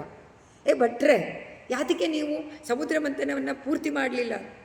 ಇಲ್ಲ, ಅದು ತುಂಬ ಇದೆಯಲ್ಲ, ಅದರಲ್ಲಿ ವಿಷ ಬಂತು, ಐರಾವತ ಬಂತು, ಅದು ಬಂತು, ಇದು ಬಂತು, ಎಷ್ಟೊಂದು ಇದೆಯಲ್ಲಪ್ಪ, ಅದನ್ನೆಲ್ಲ ಬರೆಸ್ಬೇಕಲ್ಲ ಕಡ್ದು ಅದಕ್ಕೋಸ್ಕರ ನೆಕ್ಸ್ಟ್ ಡೇ ಹೇಳ್ತೀನಿ ಅಂತ ಹೊಟ್ಟೋಗ್ಬಿಟ್ರು. ನೆಕ್ಸ್ಟ್ ಡೇ ಬಂದರು. 28ನೇ ದಿವಸ ಬೆಳಿಗ್ಗೆ ಕೂತ್ಕೊಂಡಿದ್ದಾರೆ. ಆರಂಭಾನೆ ಗರಲಂ ತರಲಾನಲಂ ಪುರಸ್ತಾತ್ ಜಲದೇಯೇ ಉದ್ವಿಜಗಾಲ ಕಾಲಕೂಟಂ ಅವರ ಸ್ತುತಿವಾದ ಮೋದ ನಿಗ್ನೋ ಗಿರೀಶಸ್ತತ್ನಿಪಪೌ ಭವತ್ ಪ್ರಿಯಾರ್ಥಂ. ನಿನ್ನ ಪ್ರಿಯಾರ್ಥಕ್ಕೋಸ್ಕರ ಆ ಕಾರ್ಕೋಟಕ ವಿಷವನ್ನು ಗರಲ ಅದನ್ನು ಹೇಳ್ತಾರೆ. ವಿಷ ಬಂತು, ಮೊದಲು ಕಡ್ದಿದ್ದಿಲ್ಲ, ಯಾವಾಗಲೂ ಕಡಿದ್ರೆ ಏನು ಬರುತ್ತೆ? ಕೊಳೆ ಎಲ್ಲ ಮೊದಲು ಬರುತ್ತೆ, ಆಮೇಲೆ ಉತ್ಕೃಷ್ಟವಾದಂಥ ವಸ್ತುಗಳೆಲ್ಲ ಬರುತ್ತೆ. ಆ ವಿಷವನ್ನು ಯಾರು ತಗೊಳ್ಳೋದು ಅಂದಾಗ ಬಂದಿದ್ದೆ ಮನಸ್ಸಿಗೆ ಶಿವ. ಅವನು ನೀಲಕಂಠನ ಆಗೋದಕ್ಕೆ ಒಂದು ಅವಕಾಶ. ಅದನ್ನು ಕೊಟ್ಟು ಪಾರ್ವತಿ ನೋಡ್ತಾಳೆ, ಏನು ಸ್ವಾಮಿ ನೀವು ಹೋಗಿ ಇದನ್ನು ತೊಗೊಳ್ಬೋದಾ? ಏನಾಗ್ಬಿಡುತ್ತೆ ಅಂತಾನೆ ಶಿವ. ಪರಮಾತ್ಮನನ್ನು ಧ್ಯಾನ ಮಾಡ್ತಾ ಇರೋರಿಗೆ ಪ್ರಹ್ಲಾದನ್ನು ನೋಡು, ಅವನನ್ನು ನೆನೆಸ್ಕೊಂಡಿದ್ದಾಗ ವಿಷ ಏನಾದರೂ ಮಾಡ್ತಾ ಅವನಿಗೆ. ನಾನು ಯಾವಾಗಲೂ ನಾರಾಯಣ ಧ್ಯಾನ ಮಾಡ್ತಾ ಇದ್ದೀನಿ, ನನಗೆ ಆ ವಿಷ ಏನು ಮಾಡುತ್ತೆ? ನೀನು ಯಾಕೆ ಹೆದರ್ಕೊಳ್ತೀಯ? ಏನು ಯೋಚನೆ ಮಾಡಬೇಡ, ಭಗವಂತ ಇದ್ದಾನೆ. ಅವರ ಕಣ್ಣ ನೋಟ ಬಿದ್ದರೆ ಸಾಕು, ವಿಷ ಅಲ್ಲೇ ನಿಲ್ಲುತ್ತೆ. ಹಾಗೆ ಅವನು ಕುಡಿದ ತಕ್ಷಣ ಏನಾಯಿತು? ಅವನು ಪರಮಾತ್ಮನ ಅನುಗ್ರಹದಿಂದ ಕಂಠದಲ್ಲೇ ಉಳ್ಕೊಂಡು ಅವನಿಗೇನೋ ಆಗಲಿ. ಬರೀ ಕಂಠ ಮಾತ್ರ ನೀಲ ಆಯ್ತೇ ವಿನಃ ವಿಷದ ಜ್ವಾಲೆ ಎಲ್ಲೂ ಹೋಗಲೇ ಇಲ್ಲ, ಒಳಗಡೆನೇ ಹೋಗಲಿಲ್ಲ, ಒಂದು ತೊಟ್ಟು ಹೋಗಿಲ್ಲ. ಅದೇ ಹೇಳ್ತಾರೆ ಇದರಲ್ಲಿ, ನಿನ್ನನ್ನು ಸಂತೋಷಪಡಿಸುವ ಸಲುವಾಗಿ ಶಿವ ಆ ಗರಲ ಅದನ್ನು ಗಿರೀಶಗ ನಿಪಪವು ಅಂದರೆ ಕುಡ್ದ. ಅದಕ್ಕೆ ತ್ವಂ ಭವತ್ ಪ್ರಿಯಾರ್ಥಂ ವಿಮತ್ಸತ್ತು ಸುರಾಸುರೇಶು ಜಾತ ಸುರವಿತ್ತ. ಆಮೇಲೆ ಸುರಭಿ ಬಂತು, ಕಾಮಧೇನು, ಐರಾವತ ಬಂತು. ಇದೆಲ್ಲ ಪರಮಾತ್ಮ ಸಂಕಲ್ಪ ಮಾಡಿಕೊಂಡು ದೇವತೆಗಳಿಗೆ ಏನು ಕೊಡಬೇಕು, ಋಷಿಗಳಿಗೆ ಏನು ಕೊಡಬೇಕು, ಬ್ರಾಹ್ಮಣೋತ್ತಮರಿಗೆ ಯಾಗಯಜ್ಞಾದಿಗಳನ್ನು ಮಾಡೋರಿಗೆ ಏನು ಕೊಡಬೇಕು ಎಲ್ಲ ನಿಶ್ಚಯ ಮಾಡ್ಕೊಂಡ್ಬಿಟ್ಟ. ಎಲ್ಲ ಬಂದಿದ್ದನ್ನೆಲ್ಲ ಕೊಟ್ಟು ಅಪ್ಸರಸುಗಳು ಬಂದರು ಎಲ್ಲ ದೇವತೆಗೆ, ಸುರಭಿ ಬಂತು ದೇವತೆಗಳಿಗೆ, ಯಾರೋ ಒಬ್ಬಳು ಇವಳು ಬಂದು ಅವಳನ್ನು ಅಸುರರಿಗೆ ಕೊಟ್ಟುಬಿಟ್ರು. ಯಾರ್ಯಾರು ಬಂದರು ಸುಂದರಿಯರುಗಳು ಬೇರೆ ಯಾರೋ ಬಂದಾಗೆಲ್ಲ ರಾಕ್ಷಸರಿಗೆ ಕೊಟ್ಬಿಟ್ಟ. ಈ ಥರ ಜಗದೀಶ ಭವತ್ಪರ ತದಾ ನೀ ಕಮನೀಯ ಕಮಲಾ ಬಭೂವ ದೇವಿ ಲಕ್ಷ್ಮೀ ಕಲ್ಯಾಣ ವೈಭೋಗಮೇ. ಸಮುದ್ರ ಮಂಥನ ಅಂದರೆ ಕಲ್ಯಾಣ. ಯಾತಕ್ಕೆ? ಲಕ್ಷ್ಮೀ ಕಲ್ಯಾಣನೇ ಇದರಲ್ಲಿ ಮುಖ್ಯ. ಅದಕ್ಕೆ ಆಳ್ವಾರು ಹೇಳ್ತಾರೆ, ಅಮೃತ ಸಮುದ್ರ ಮಂಥನ ಮಾಡಿದ್ದು ದೇವತೆಗಳಿಗೆ ಅಮೃತ ಕೊಡೋಕ್ಕಲ್ವೇ ಅಲ್ಲ ಅಂದರು. ಖಂಡಿತ ಅಲ್ಲ. ಆ ಅಮೃತದಲ್ಲಿ ಇರುವಂಥ ಇನ್ನೊಂದು ಅಮೃತ ಇದೆ, ಅದು ಮಹಾಲಕ್ಷ್ಮಿ ಎನ್ನುವಂಥ ಅಮೃತ. ಅದು ತನಗೆ ಸೇರಬೇಕಾಗಿತ್ತು. ಅದಕ್ಕೋಸ್ಕರ ಈ ನಾಟಕ. ಅಮುದಿಲ್ ವರುಂ ಪೆಣ್ಣಮುದುಂಡ ಎಂಬೆರುಮಾನೆ. ಅಮೃತವನ್ನು ಕಡ್ದಾಗ ಬರೋದು ಪೆಣ್ಣಮುದು ಯಾರು? ಮಹಾಲಕ್ಷ್ಮಿ. ಆ ಮಹಾಲಕ್ಷ್ಮಿಗೋಸ್ಕರ ಅಮಲಾಂ ಅವಲೋಕ್ಯಯಾಂ ವಿಲೋಲಗ ಸಕಲೋಪಿ ಸ್ಪೃಕಯಾಂ ಬಹುವಲೋಕಗ. ಅವಳ ಪರಿಶುದ್ಧ ರೂಪವನ್ನು ಕಂಡಂಥ ಲೋಕದ ಸಕಲ ಜನರು ಅವಳಿಗೋಸ್ಕರ ಚಡಪಡಿಸ್ತಾ ನಾ ಮುಂದು ನನಗೆ ಹಾರವನ್ನು ಹಾಕ್ತಾಳೆ ಅಂತ ಕಾಯ್ತಾ ಇದ್ದರು. ಎಲ್ಲ ಬಂತು, ಇದನ್ನೆಲ್ಲ ಕೊಟ್ಟಾಯಿತು. ಮಹಾಲಕ್ಷ್ಮಿ ಒಂದು ಕಡೆಯದಾಗಿ ಮಲ್ಕೊಂಡ. ಆಮೇಲೆ ಅದನ್ನು ಇನ್ನೊಂದು ಹೇಳ್ತಾರೆ, ತ್ವಯಿ ದತ್ತ ಹೃದಯ ತದೈವ ದೇವೈ ತ್ರಿದಶೇಂದ್ರೋ ಮಣಿಪೀಠಿಕಾಂ ಯಥಾ. ದೇವೇಂದ್ರ ಬಂದ, ದೇವೇಂದ್ರ ಬಂದು ಮಹಾಲಕ್ಷ್ಮಿ, ಯಾಕಂದರೆ ಅವನಿಗೆ ಐಶ್ವರ್ಯ ಬೇಕಲ್ಲ ಇವಾಗ. ಮಹಾಲಕ್ಷ್ಮಿಯನ್ನು ಒಂದು ಸುಂದರವಾದ ಆಸನದಲ್ಲಿ ಕೂರಿಸಿ ಎಲ್ಲ ಸುರಭಿಯನ್ನು ಕರೆದು ಇದನ್ನು ಕರೆದು ಹಾಲನ್ನು ತಗೊಂಡು ಬಂದು ಆ ಆನೆಗಳನ್ನು ಕರೆದು 2 ಆನೆಗಳ ಕೈಯಲ್ಲಿ ಕಲಶವನ್ನು ಕೊಟ್ಟು ಸ್ವರ್ಣ ಕಲಶವನ್ನು ಅದಕ್ಕೆ ಅಭಿಷೇಕ, ಮಹಾಲಕ್ಷ್ಮಿಗೆ ಅಭಿಷೇಕ. ಮದುವೆಗೆ ಮುಂಚೆ ಮಂಗಳ ಸ್ನಾನ ಯಾರು ಮಾಡಿಸಿದ್ರು? ದೇವೇಂದ್ರ. ಹೇಳಿ ತ್ರಿದಶೇಂದ್ರೋ ಮಣಿಪೀಠಿಕಾಂ ಯದಾರೀತ್ ಸಕಲ ಉಪಕೃತಾಭಿಷೇಚನೀಯೈ ಋಷಿಗತ್ತಾಂ ಶ್ರುತಿಗೀರ್ಭಿಗೆ ಅಭ್ಯಸಿಂಚನ್. ಋಷಿಗಳೆಲ್ಲ ಸಹಸ್ರ ಶೀರ್ಷ ಪುರುಷ ಅಲ್ಲ, ಇದು ಶ್ರೀ ಸೂಕ್ತವನ್ನು ಹೇಳ್ಕೊಂಡು ಮಹಾಲಕ್ಷ್ಮಿಗೆ ಅಭಿಷೇಕ ಮಾಡಿದರು. ಶ್ರೀಸ್ತುತಿನಲ್ಲಿ ಸ್ವಾಮಿ ದೇಶಿಗರೇ ಅಗ್ರೇ ವರ್ತು ಸರಸಿಜಮಯೇ ಭದ್ರಪೀಠೆ ನಿಷಣ್ಣಾಂ ಅಂಬೋರಾಶೇರಧಿಗತ ಸುಧಾ ಸಂಪ್ಲವಾದುತ್ತಿತಾಂ ತ್ವಾಂ ಪುಷ್ಪಾಸಾರಸ್ಥಗಿತಭುವನೈಃ ಪುಷ್ಕಲಾವರ್ತಕಾದ್ಯೈಃ ಕ್ಲುಪ್ತಾರಂಭಾಃ ಕನಕಕಲಶೈಃ ಅಭ್ಯಸಿಂಚನ್ ಗಜೇಂದ್ರಾಃ. 2 ಆನೆಗಳು ಬಂದು ಕಲಶವನ್ನು ಇಟ್ಕೊಂಡು ಆ ಮಹಾಲಕ್ಷ್ಮಿಗೆ ಸ್ನಾನ ಮಾಡಿಸಿ ಅಲಂಕಾರ ಮಾಡಿ ಅವಳಿಗೆ ಎಲ್ಲ ತರಹದ ಆಭರಣಗಳನ್ನೆಲ್ಲ ತೊಡಿಸಿ ಅವಳಿಗೆ ಮಾಲೆಯನ್ನು ಕೊಟ್ಟು ಕೈಯಲ್ಲಿ, ಅಮ್ಮ ಯಾರನ್ನಮ್ಮ ಸ್ವಯಂವರ ಮಾಡ್ಕೊಳ್ತೀಯಾ ಅಂತ. ಸ್ವಯಂವರ ಎಲ್ಲರೂ ಕಾಯ್ತಾ ಇದ್ದಾರೆ. ಹೇಳಿದ್ರಲ್ಲ ಇಲ್ಲಿ ಜನಗಳೆಲ್ಲ ಎಷ್ಟು ಸುಂದರ ಅಲ್ವಾ, ಸುಂದರಿಯಾದ ಮಹಾಲಕ್ಷ್ಮಿ ಹಾಗೆ ಬರ್ತಾ ಇದ್ದಾಳೆ. ಅದನ್ನು ವರ್ಣನೆ ಮಾಡಿದ್ದಾರೆ. ಅಭಿಷೇಕ ಜಲಾನುಪಾತಿ ಮುಗ್ಧತ್ವತವಾಂಗೈ ಪೀತಚೇಲಕಾರ ಪ್ರಮುಖೈ ತಮ್ಮ ಅಮರಾದಿಯಾನ್ವಭೂ. ಅವಳು ನೋಡಿದಂತೆ ಎಲ್ಲರಿಗೂ ಆಸೆ ಇದೆ, ಎಲ್ಲರನ್ನೂ ನೋಡಿದ್ರು, ಋಷಿಗಳನ್ನು ನೋಡಿದ್ರು, ದೇವತೆಯನ್ನು ನೋಡಿದ್ರು, ಇವರನ್ನು ನೋಡಿದ್ಲು, ಎಲ್ಲರನ್ನೂ ನೋಡಿದ್ಲು, ಎಲ್ಲರನ್ನು ಬಿಟ್ಟು ಬರ್ತಾ ಇದ್ದಾಳೆ. ಎಲ್ಲರಿಗೂ ಆಶ್ಚರ್ಯ, ನನಗೆ ಅವ ಹಾಲ ಆಗಿಲ್ವಲ್ಲ. ಅವರಲ್ಲಿ ಒಂದೊಂದು ದೋಷ ಇತ್ತು. ಋಷಿನಲ್ಲಿ ಒಂದು ದೋಷ, ದೇವತೆಗಳಲ್ಲಿ ಒಂದು ದೋಷ, ಇಂದ್ರನಲ್ಲಿ ಒಂದು ದೋಷ, ಎಲ್ಲರಲ್ಲೂ ಒಂದೊಂದು ದೋಷ. ಅದರಿಂದ ದೋಷ ಇರುವವರನ್ನ ದೋಷ ಇಲ್ಲದವಳು ಹೇಗೆ ಮದುವೆ ಮಾಡ್ಕೊಳ್ತಾಳೆ? ಅದರಿಂದ ಆ ದೋಷ ಪರಿಹಾರಕ್ಕೆ ಏನು ಮಾಡಬೇಕು ಅದು ಮಾಡ್ಕೊಳ್ಳಿ ಅಂಥೇಳಿ ಅವರನ್ನೆಲ್ಲ ಬಿಟ್ಟು ಅದನ್ನು ಹೇಳೋಕ್ಕೋದ್ರೆ ಇವತ್ತು ಒಂದು ದಿವಸ ಆಗಿಬಿಡುತ್ತೆ. ನಮಗೆ ಅರ್ಧ ಗಂಟೆಯಲ್ಲಿ ಮುಗಿಯಲ್ಲ, ಒಬ್ಬೊಬ್ಬರಿಗೂ ಒಂದೊಂದು. ಅದೆಲ್ಲ ನಮ್ಮಲ್ಲಿ ಏನೇನು ದೋಷ ಇದೆ ಅನ್ನೋದನ್ನು ಅವರನ್ನು ಕುರಿತು ಅದನ್ನು ಹೇಳಿದ್ದಾರೆ ಶ್ರೀಮದ್ ಭಾಗವತದಲ್ಲಿ. ಅದರಿಂದ ಆ ದೋಷಗಳನ್ನೆಲ್ಲ ಪಟ್ಟಿ ಮಾಡಿದ್ಲು ಮಹಾಲಕ್ಷ್ಮಿ. ಅದು ಅವರಿಗೆ ಗೊತ್ತಾಗುವಂತೆ ಮಾಡಿ ಮುಂದಕ್ಕೆ ಹೋಗಿ ಯಾವ ದೋಷವೂ ಇಲ್ಲದ ಹೇಯ ಪ್ರತ್ಯನೀಕ ಸಕಲ ಕಲ್ಯಾಣ ಗುಣಕರನಾದ ಆ ಮಹಾವಿಷ್ಣುವಿಗೆ ಹೋಗಿ ಹಾರವನ್ನು ಹಾಕಿದ್ಲು. ಅದನ್ನು ಹೇಳ್ತಾರೆ ಇಲ್ಲಿ, ಗಿರೀಶ ದ್ರುಹಿಣಾದಿ ಸರ್ವದೇವಾನ್. ಗಿರೀಶ ಶಿವ, ದ್ರುಹಿಣ ಚತುರ್ಮುಖ ಬ್ರಹ್ಮ, ಇಂದ್ರ ಸರ್ವದೇವಾನ್ ಗುಣಬಾಜೋಪಿ ಅವಿಮುಕ್ತ ದೋಷಲೇಶಾನ್. ದೋಷಲೇಶವೂ ಇಲ್ಲದಂಥ ಒಬ್ಬನೇ ಒಬ್ಬ ಅವನು ಶ್ರೀಮನ್ನಾರಾಯಣ. ಅವಮೃಶ್ಯ ಸದೈವ ಸರ್ವರಮ್ಯೆ ನಿಹಿತಾತ್ವಯನೆಯಾಪಿ ದಿವ್ಯಮಾಲ. ಆ ದಿವ್ಯಮಾಲವನ್ನು ತಗೊಂಡು ಆ ನಾರಾಯಣನ ಮುಂದೆ, ವಿಷ್ಣುವಿನ ಮುಂದೆ ಹೋದ ತಕ್ಷಣ ಉರಸಾ ತರಸಾ ಮಮಾನಿತನೇನ ಭುವನಾನಾಂ ಜನನೀ ಅನನ್ಯ ಭಾವಾಂ ತ್ವದ್ಗುರೋ ವಿಲಸತ್ತದೀಕ್ಷಣ ಶ್ರೀ ಪರಿಪುಷ್ಟಂ ವಿಕ್ರಮ. ಅದೇ ಬಂದು ತಕ್ಷಣದಲ್ಲಿ ಅವಳು ಮಾಲೆಯನ್ನು ಹಾಕಿ ಅವನ ವಕ್ಷಸ್ಥಳದಲ್ಲಿ ಏರಿ ಕೂತಲು. ಇದು ಮಾಡ್ಬೋದಾ ಈ ಥರ? ಎಲ್ಲರೂ ಮುಂದೇನು, ಎಲ್ಲರೂ ಅವಳ ಮಕ್ಕಳಲ್ವ. ಜಗನ್ಮಾತೆ ಜಗತ್ಪಿತ ತಾಯಿ ತಂದೆಯ ಮುಂದೆ ಅವರಿಗೆ ಮಕ್ಕಳ ಮುಂದೆ ಏನು ಇದಿಲ್ವಲ್ಲ ಅಂತ ಹೇಳಿ ಅದನ್ನು ಇಲ್ಲಿ ತೋರಿಸ್ತಾರೆ. ಅತಿ ಮೋಹನ ವಿಭ್ರಮ ತದಾನು.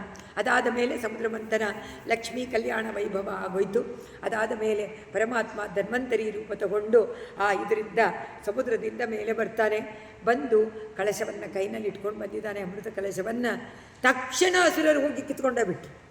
ಕಾಯ್ತಾ ಇದ್ರಲ್ಲ ಹಸುರು. ಈಗ ದೇವತೆಗಳನ್ನು ನೋಡಿದ್ರು, ನಮಗೆಲ್ಲಿ, ನಮಗೋಸ್ಕರ ಬಂದಿದ್ದು ಪ್ರಾರ್ಥನೆ, ಏನು ಯೋಚನೆ ಮಾಡಬೇಡಿ ಬರ್ತೀನಿ ತಿರ್ಗಾ ಅಂತ. ತಿರ್ಗಾ ಮೋಹಿನಿ ರೂಪ ಅದನ್ನು ವರ್ಣನೆ ಮಾಡ್ತಾರೆ. ತರುಣಾಂಬುದ ಸುಂದರತ್ತದಾತ್ವಂ ನಾನು ಧನ್ವಂತರಿ ಉತ್ತಿತಾಂಬುರಾಜೆ. 29ನೇ ಅಲ್ಲಿಗೆ ನಿಲ್ಲಿಸ್ಬಿಟ್ರು. ಕಳಶ ಬಂದಿದ್ದಕ್ಕೆ ಅವತ್ತಿನ ದಿವಸ ಆಗೋಯ್ತು ಭಟ್ಟತಿರಿಗೆ. ಗುರುವಾಯೂರಪ್ಪ ಪರ್ಮಿಷನ್ ಕೊಡು ಅಂದ. ಪರ್ಮಿಷನ್ ಹ್ಞೂ ಸರಿ ಹೋಗ್ಬಿಟ್ಪ ಅಂದರು. ನೆಕ್ಸ್ಟ್ ಡೇ ಬಂದಿದ್ದಾರೆ ಕೂತು. ದೇವತೆಗಳಿಗೆಲ್ಲ ಅಮೃತ ಇವಾಗ ಸಿಗದೆ ಹೋಯ್ತಲ್ಲ, ಕಿತ್ಕೊಂಡ್ಬಿಟ್ರಲ್ಲ ಆಸುರರು ಅಂತ ಹೇಳಿ, ದೈತ್ಯೇಶು ತಾನ ಶರಣಾನನುನೀಯ ದೇವಾನ್ ಸದ್ಯತ್ತಿರೋದತಿ ದೇವ ಭವತ್ ಪ್ರಭಾವಾತ್ ಉದ್ಯತ್ಸಯೂತ್ಯ. ತಮ್ಮಲ್ಲೇ ಪರಸ್ಪರ ಜಗಳ ಆಡ್ಕೊಳ್ತಾ ಇದ್ದಾರೆ. ಒಬ್ಬ ಅಸುರ ಇಟ್ಕೊಂಡಿದ್ದಾನೆ, ಇನ್ನೊಬ್ಬ ಅಸುರ, ಅದು ಮಹಾಬಲಿ ಸೇರಿಕೊಂಡಿದ್ದಾನೆ. ಇದರಲ್ಲಿ ಮಹಾಬಲಿ ಇದೆಲ್ಲ ಒಬ್ಬರು ಕಿತ್ಕೋತಾ ಇದ್ದಾರೆ. ಅಮೃತ ಕಲಶವನ್ನು ಕಿತ್ತು ಕಿತ್ತು ಕಿತ್ತು ಈ ಕೈಯಿಂದ ಆ ಕೈಯಿಂದ ಈ ಕೈ ನೋಡ್ತಾನೆ ಪರಮಾತ್ಮ. ಇದೇನಿದು ದೇವತೆಗಳಿಗೋ ಅವರ ಇದೇ ಪೂರ್ತಿ ಹುಡುಗಿ ಹೋಯಿತು, ಏನು ಮಾಡೋಕ್ಕೆ ಗೊತ್ತಾಗಲಿಲ್ಲ. ಪರಮಾತ್ಮನ ಪ್ರಾರ್ಥನೆ ಮಾಡಿದಾಗ ಒಬ್ಬಳು ಸುಂದರಿ ಬಂದು ಶ್ಯಾಮ ನೋಡಿ ವರ್ಣನೆ ಮಾಡ್ತಾರೆ. ಶ್ಯಾಮ ರುಚಾಪಿ ವಯಸಾಪಿ ತನುಂ ತದಾನೀಂ ಪ್ರಾಪ್ತೋಸಿ ತುಂಗ ಕುಚಮಂಡಲ ಬಂಗುರಾಂ ತ್ವಂ ಪೀಯೂಷ ಕುಂಭಕಲಗಂ ಪರಿಮುಚ್ಯ ಸರ್ವೇ ತೃಷ್ಣಾಕುಲಾ ಪ್ರತಿಯೋತ್ವದ್ಭುತರೋಚ ಕುಂಭೆ. ಅವಳನ್ನು ವರ್ಣನೆ ಮಾಡ್ತಾರೆ, ಮೋಹಿನಿಯನ್ನು, ಸುಂದರ. ಅವ್ರು ಕೇಳ್ತಾರೆ ಅಸುರರು, ಅವಳ ಸೌಂದರ್ಯವನ್ನು ನೋಡಿ, ಅವಳ ರೂಪ ಲಾವಣ್ಯವನ್ನು ನೋಡಿ ಮೋಹಗೊಂಡು ಅಮೃತವನ್ನೇ ಮರೆತುಬಿಟ್ರು, ಕಳಶವನ್ನು. ಅವಳನ್ನು ನೋಡ್ತಾರೆ. ಕ್ವಾತ್ವಂ ಮೃಗಾಕ್ಷಿ, ಯಾರಮ್ಮ ನೀನು ಮೃಗಾಕ್ಷಿ? ಎಲ್ಲಿಂದ ಬಂದ್ಯಮ್ಮ? ದೇವಲೋಕದಿಂದನ? ಯಾವ ಲೋಕದಿಂದ ಬಂದೆ? ಈ ಅಮೃತವನ್ನು ನಮಗೆ ಭಾಗ ಮಾಡಿ ಕೊಡ್ತೀಯಾ? ಬಂದ್ಬಿಡ್ತು ಬಾಯ. ಅವಳು ಹೇಳ್ತಾಳೆ, ನನ್ನನ್ನು ಹೇಗೆ ನಂಬ್ತೀರಾ ನೀವು? ನಾನೊಬ್ಬಳು ಕುಲಟೆ, ನಾನು ಹೇಗೆ ನಿಮಗೆ ಸರಿಯಾಗಿ ನಾನು ಅರ್ಧ ಮಾಡ್ತೀನಿ, ಭಾಗ ಮಾಡಿಕೊಡ್ತೀನಿ ಅನ್ನೋದು ನಿಮಗೆ ನಂಬಿಕೆ ಇದೆ? ಅಯ್ಯೋ, ನಿನ್ನನ್ನು ನೋಡಿದ್ರೆ ಅಯ್ಯೋ ನಮ್ಮನ್ನೇ ಒಪ್ಪಿಸ್ಕೊಂಡ್ಬಿಟ್ಟಿದ್ದೀವಮ್ಮ, ನೀನು ಏನಾದರೂ ಮಾಡ್ಕೊ, ನಿನಗೆ ಬಿಟ್ಟಿದ್ದು. ಹಾಗಾದರೆ ಕೇಳಬಾರ್ದು, ನಾನು ಏನು ಮಾಡಿದ್ರೂ ಸುಮ್ಮನೆ ಇರಬೇಕು. ಇಲ್ಲ ಹೇಳ್ತೀನಿ, ಪಂಕ್ತಿ ಪ್ರಭೇದ ವಿನಿವೇಶದ ದೇವದೈತ್ಯ ಲೀಲಾ ವಿಲಾಸ ಗತಿವಿಗಿ ಸಮದಾಗ ಸುಧಾತ್ವಂ. ಏ ಗುರುವಾಯೂರಪ್ಪ, ನೀನು ಎಂತಗ ಮೋಹಿನಿ ವೇಷವನ್ನು ಹಾಕ್ಕೊಂಡು ಬಂದೆಪ್ಪ. ಎಲ್ಲರೂ ಬಾಯಿ ಬಿಟ್ಕೊಂಡು ನಿನ್ನನ್ನೇ ನೋಡ್ತಾ ಇದ್ದಾರೆ ಅಸುರರುಗಳು. ದೇವತೆಗಳಿಗೆ ಏನು ಅಂತ ಗೊತ್ತಾಗ್ತಾ ಇಲ್ಲ. ಏನು ಆಶ್ಚರ್ಯ. ಅವಳನ್ನು ನೋಡಿ ಪ್ರಶ್ನೆ ಮಾಡಿ ಕೇಳ್ತಾರೆ, ನೀನು ಯಾರು? ಕಥಂ ಕುಲಟ ಅಸ್ಮಿ. ಏ ದೈತ್ಯರೇ, ನಾನು ಕುಲಟ, ನನ್ನನ್ನು ನಂಬ್ತೀರಾ ನೀವು? ನಂಬಬೇಡಿ. ಅವಳೇ, ನನ್ನನ್ನು ನಂಬೇಡಿ. ಇತಿ ಅಲಪನ್ನಪಿ ಸುವಿಶ್ವಸಿತ. ಆದರೆ ಅವರಿಗೆ ತುಂಬ ವಿಶ್ವಾಸ ಉಂಟಾಯ್ತದೆ. ಯಾರಾದರೂ ಹೇಳ್ತಾರಾ ನಾನಿದು ಅಂತ?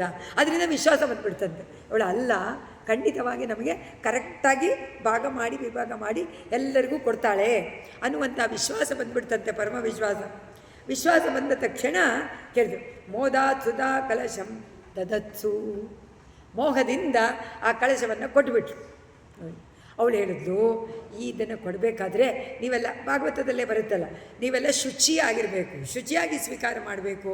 ಈ ಥರ ಇದ್ದರೆ ಅಮೃತ ಪ್ರಯೋಜನವಿಲ್ಲ. ಅದರಿಂದ ಸ್ನಾನ ಮಾಡಿಕೊಂಡು ಎಲ್ಲ ಮಾಡಿಕೊಂಡು ತರ್ಬೆಗಳೆಲ್ಲ ಹಾಕ್ಕೊಂಡು ನೀವೆಲ್ಲ ಲೈನಾಗಿ ಕೂತ್ಕೊಳ್ಳಿ. 2 ಭಾಗ ಮಾಡಿಬಿಟ್ಲು, ಈ ಕಡೆ ಕೂತ್ಕೊಳ್ಳಿ, ನೀವು ಕೂತ್ಕೊಳ್ಳಿ ಅಂತ. ಇವಾಗ ಊಟಕ್ಕೆ ಎಲ್ಲರೂ ಕರೀತಾರಲ್ಲ, ಅದು ಲೈನ್ ಕೂರಿಸ್ಬಿಟ್ರು. ಮೋಹಿನಿ ಕೂರಿಸ್ಬಿಟ್ಲು. ಮೋಹಿನಿ ಹೇಳಿದ್ದನ್ನೆಲ್ಲ ಕೇಳಬೇಕಲ್ಲ ಇವರು, ಅವ್ರು ಮಾಡಿದ್ದೆಲ್ಲ ಮಾಡಬೇಕು. ಅಸ್ಮಾಸಿಯಂ ಪ್ರಣಯಿನಿ ಇತಿ ಅಸುರೇಶು ತೇಜು. ಅವ್ರು ಪ್ರಣಯಿನಿ ಅಂತಲೇ ಕರೀತಾರೆ. ಅವರು ಕರೆದುಬಿಟ್ಟು ಜೋಸಂ ಸ್ವಿತೇಶು ಅಥ ಸಮಾಪ್ಯ ಸುಧಾಂ ಸುರೇಶು ತ್ವಂಭಕ್ತಲೋಕವಶಗೋ ನಿಜ ರೂಪಮೇತ್ಯ ಸ್ವರ್ಭಾನುಮದ್ದ. ಈ ಕಾಲದಲ್ಲಿ ಎಲ್ಲ ಬಯ್ಯಾರವಾಗಿ ಇಟ್ಕೊಳ್ತಾಳೆ, ತನ್ನ ಉತ್ತರಿಯ ಕೆಳಗೆ ಬೀಳುವಂತೆ ಮಾಡ್ತಾಳೆ ಅವರನ್ನು ಮೋಹಗೊಳಿಸೋಕ್ಕೋಸ್ಕರವಾಗಿ. ಅವರು ಮೋಹಗೊಂಡು ನೋಡ್ತಾ ಇದ್ದಾಗ ಅವರಿಗೆ ಹಾಕುವಂತೆ ಮಾಡೋದು, ಒಟ್ಟೋಗೋದು, ಸುರರಿಗೆ ಕೊಟ್ಬಿಡೋದು. ಅಸುರರಿಗಿಲ್ವೇ ಇಲ್ಲ, ಈ ಥರ ಮಾಡಿದ್ರು. ಇದನ್ನು ನೋಡ್ತಾ ಇದ್ದಂಥ ಒಬ್ಬ ಏನು ಮಾಡ್ದ, ಸ್ವರ್ಭಾನು ಎನ್ನುವಂಥ ಅಸುರ ದೇವತೆಗಳ ಲೈನಲ್ಲಿ ಕೂತ್ಕೊಂಡ್ಬಿಟ್ಟ. ಬಂದು ಗೊತ್ತಾಗಲಿಲ್ಲ. ಮೋಹಿನಿ ಎಲ್ಲೋ ಆ ಕಡೆ ಈ ಕಡೆ ನೋಡ್ತಾ ಇದ್ದಾಳೆ, ಗೊತ್ತಾಗಲಿಲ್ಲ. ಒಂದು ತೊಟ್ಟು ಬಿದ್ದ ಮೇಲೆ ಅವ್ರು ತೋರಿಸ್ಕೊಟ್ಬಿಟ್ರು, ಸೂರ್ಯ ಚಂದ್ರರಿಬ್ಬರು ಕೂತಿರೋರು. ಗೊತ್ತು ನಿಮಗೆ ಕತೆ, ರಾಹು ಕೇತು ಆಗಿಬಿಟ್ರು ಅಂತ ಹೇಳಿ ಅದನ್ನು ಕತ್ತರಿಸಿಬಿಟ್ಟು ಚಕ್ರವನ್ನು ಬಿಟ್ಟು ಕತ್ತರಿಸಿ ಅವ್ರ ತಲೆ ಬೇರೆ ಆಗಿ ಇಬ್ಬರು ಆಗಿಬಿಟ್ರು ಅಂತ. ಅಮೃತ ಕುಡ್ದಿದ್ದರಿಂದ ಹಾಗೆ ರೂಪ ಉಳಿದುಬಿಡ್ತು, ಇನ್ನೊಂದು ಬಾಲವಾಗಿ ಉಳಿದುಬಿಡ್ತು. ಅದರಿಂದ ರಾಹು ಕೇತು ಆದರು ಅಂತ ಆ ಕಥೆಯನ್ನು ಕೂಡ ಇದ್ರ ಹೇಳಿದ್ದಾರೆ. ಹೇಳಿಬಿಟ್ಟು ತತ್ವತ್ತ ಸುಧಾಹರಣ ಯೋಗ್ಯ ಫಲಂಪರೇಶು ತತ್ತಾಗತೆ ತ್ವಯಿಸುರೈ ಕಲು. ಇದೆಲ್ಲ ಆಯಿತು. ಅವನು ಎಲ್ಲ ದೇವತೆಗಳಿಗೆ ಇದನ್ನು ಅಮೃತವನ್ನು ಪಾನ ಮಾಡಿಸ್ಬಿಟ್ಟ. ಈಗ ಅಂತರ್ಧಾನವಾಗಿಬಿಟ್ಲು ಮೋಹಿನಿ. ಇವರು ಹುಡುಕ್ತಾರೆ, ಎಲ್ಲೂ ಮೋಹಿನಿನೂ ಇಲ್ಲ, ಅಮೃತನೂ ಸಿಕ್ಕಲಿಲ್ಲ, ಎಲ್ಲ ಈಗ ಜಗಳ. ದೇವಾಸುರ ಸಮರ ಸಮಯ ಸಮುದಿತ ನಿಖಿಲ ನಿರ್ಜರ ನಿರ್ಧಾರಿತ ನಿರ್ವಧಿಕ ಮಹಾತ್ಮ್ಯ ದಶವದನ ದಮಿತ ದೈವತ ಪರಿಷದ ಅಭ್ಯರ್ಥಿತ ಆಚರತಿ ಭಾವ. ರಾಮಾವತಾರಕ್ಕೆ ಕಾರಣ. ಇವರಿಬ್ಬರ ಜಗಳದಿಂದ ಬೇಕಾದಷ್ಟು ದೇವಾಸುರ ಸಮರ ಆಗತ್ತೆ. ಆಗ ಬಲಿಯನ್ನು ಕೊಂದು ಬಿಡ್ತಾನೆ ಇಂದ್ರ. ಆ ಬಲಿಗೆ ಮತ್ತೆ ಜೀವನವನ್ನು ಕೊಡೋಕ್ಕೋಸ್ಕರವಾಗಿ ಶುಕ್ರಾಚಾರ್ಯರು ಯಾಗಯಜ್ಞವನ್ನು ಮಾಡಿ ಸಂಜೀವಿನಿ ಯಾಗವನ್ನು ಮಾಡಿ ಅವನಿಗೆ ಜೀವವನ್ನು ಕೊಟ್ಟು ಅವನ ಹತ್ರ ಯಾಗವನ್ನು ಮಾಡಿಸ್ತಾನೆ. ಯಾಗವನ್ನು ಮಾಡಿಸಿ ದೇವೇಂದ್ರನಿಂದ ತಿರ್ಗ ಪಡ್ಕೊಳ್ಬೇಕಲ್ಲ, 3 ಲೋಕವನ್ನು ಪಡ್ಕೊಳ್ಳೋಕ್ಕೋಸ್ಕರ 99 ಯಾಗ ಆಯಿತು, 100 ಯಾಗ. ಈಗ ವಾಮನಾವತಾರಕ್ಕೆ ಎಂಟ್ರಿ. ಇದರಿಂದನೇ ಸ್ಟಾರ್ಟ್, ಆರಂಭ. ಇವತ್ತು 30ನೆಯ ದಶಕ. ವಾಮನಾವತಾರಕ್ಕೆ ಪರಿಚಯ ಮಾಡಿಕೊಡ್ತಾರೆ. ಶಕ್ರೇಣ ಸಂಯತಿಗತೋಪಿ ಬಲಿರ್ಮಹಾತ್ಮ ಶುಕ್ರೇಣ ಜೀವಿತ ತನುರ್ಕೃತುವೃದ್ಧಿತೋತ್ಮ ವಿಕ್ರಾಂತಿಮಾನ್ ಭಯನಿಲೀನ ಸುರಾಂ ತ್ರಿಲೋಕೀಂ ಚಕ್ರೇ ವಚೇ ಸತವ ಚಕ್ರ ಮುಖತ್ತವೀತಗ. ಶಕ್ರ ಅಂದರೆ ಇಂದ್ರ. ಇಂದ್ರನಿಂದ ಕೊಲ್ಲಲ್ಪಟ್ಟಂತಹ ಬಲಿಚಕ್ರವರ್ತಿ ಶುಕ್ರಾಚಾರ್ಯರವರ ಗುರುಗಳು, ಅಸುರರ ಗುರುಗಳು. ಅವರೇನು ಮಾಡಿದ್ರು? ವಿಶ್ವಜಿತ್ ಯಾಗವನ್ನು ಮಾಡಿ ಅವನಿಗೆ ಇದನ್ನು ಕೊಟ್ಟು ಸಂಜೀವನಿಯನ್ನು ತಗೊಂಡು ಅದರಿಂದ ಬಲಿಯನ್ನು. ಯಾತಕ್ಕೆ ಅಂದರೆ ಅವನನ್ನು ಸಂಹಾರ ಮಾಡೋಕ್ಕೆ ಯಾರಿಗೂ ಆಗಲ್ಲ. ಅವನು ಪ್ರಹ್ಲಾದನ ವಂಶದವನು, ಪ್ರಹ್ಲಾದನ ಮೊಮ್ಮಗ. ಅದರಿಂದ ವಂಶದನಾದ್ದರಿಂದ ನೀನು ಸುದರ್ಶನ ಚಕ್ರವನ್ನು ಬಿಡೋ ಹಂಗೂ ಇಲ್ಲ, ಅವನನ್ನು ಏನು ಮಾಡೋ ಹಂಗಿಲ್ಲ, ಬಲಿಯನ್ನು ಕೊಲ್ಲಂಗೆ ಇಲ್ಲ. ಕೊಟ್ಟುಬಿಟ್ಟಿದ್ದಾನೆ ವರ ಪ್ರಹ್ಲಾದನ, ನಿನ್ನ ವಂಶದವರನ್ನು ನಾನು ಎಂದಿಗೂ ಕೊಲ್ಲೋದಿಲ್ಲ ಅಂತ. ಅದರಿಂದ ಇವನನ್ನು ಕೊಲ್ಲಕ್ಕಾಗಲಿಲ್ಲ. ಬಾಣಾಸುರನೂ ಅವನ ವಂಶದವನು, ಬಲಿನೂ ಅವನ ವಂಶದವನು. ಇಬ್ಬರಿಗೂ ಏನು ಮಾಡೋಕ್ಕಾಗಲಿಲ್ಲ. ಉದ್ಧಾರ ಮಾಡಬೇಕು, ಶ್ರೇಯಸ್ಸನ್ನು ಉಂಟು ಮಾಡಬೇಕಷ್ಟೇ. ಅದರಿಂದ ಭೀತನಾಗದೆ ಭಯದಿಂದ ದೇವತೆಗಳು ಬಚ್ಚಿಟ್ಟುಕೊಂಡಿದ್ದ 3 ಲೋಕಗಳನ್ನು ವಶಪಡಿಸ್ಕೊಂಡ್ಬಿಟ್ಟ. ಯಾತಕ್ಕೆ ಅಂದರೆ ಅವನಿಗೆ ನಿರ್ಭಯ ಆಗಿಬಿಟ್ಟ. ಯಾತಕ್ಕೆ ಅಂದರೆ ತಾತ ಪ್ರಹ್ಲಾದ ಅವ್ರಿಗೆ ವರ ಕೊಟ್ಟಿದ್ದಾನೆ, ನನ್ನನ್ನು ಯಾರೂ ಏನು ಮಾಡೋಕ್ಕಾಗಲ್ಲ, ಶುಕ್ರಾಚಾರ್ಯರು ನನಗೆ ಆವಾಗಲೂ ರಕ್ಷಣೆಗಿದ್ದಾರೆ, ನನ್ನನ್ನು ಅಕಸ್ಮಾತ್ ಇವರು ಅಸುರರು ಸಾಯಿಸಿದ್ರು ನನ್ನನ್ನು ಬದುಕಿಸ್ಬಿಡ್ತಾರೆ ಅನ್ನುವಂಥ ವಿಶ್ವಾಸ. ಅದರಿಂದ ಬಲಿ, ಆ ಬಲಿಯ ವಿಷಯವನ್ನು ಹೇಳ್ತಾರೆ. ಬಲಿ ಅದರಿಂದ 99 ಯಾಗವನ್ನು ಮಾಡಿ 100ನೇ ಯಾಗವನ್ನು ನರ್ಮದಾ ತೀರದಲ್ಲಿ ಮಾಡ್ತಾ ಇದ್ದಾನೆ. ಅಷ್ಟರೊಳಗೆ ಅದಿತಿ ಕಶ್ಯಪರು ಪೃಷ್ಣಿ ಸುತಪ, ಅದು ಮುಂಚೆನೇ ನಿನ್ನೆ ಹೇಳಿದೆ. ಸುತಪ ಪೃಷ್ಟಿಗರ್ಭನಾಗಿ ಮೊದಲನೇ ಅವತಾರ, ಅವರಿಗೆ ಮಗನಾಗಿ.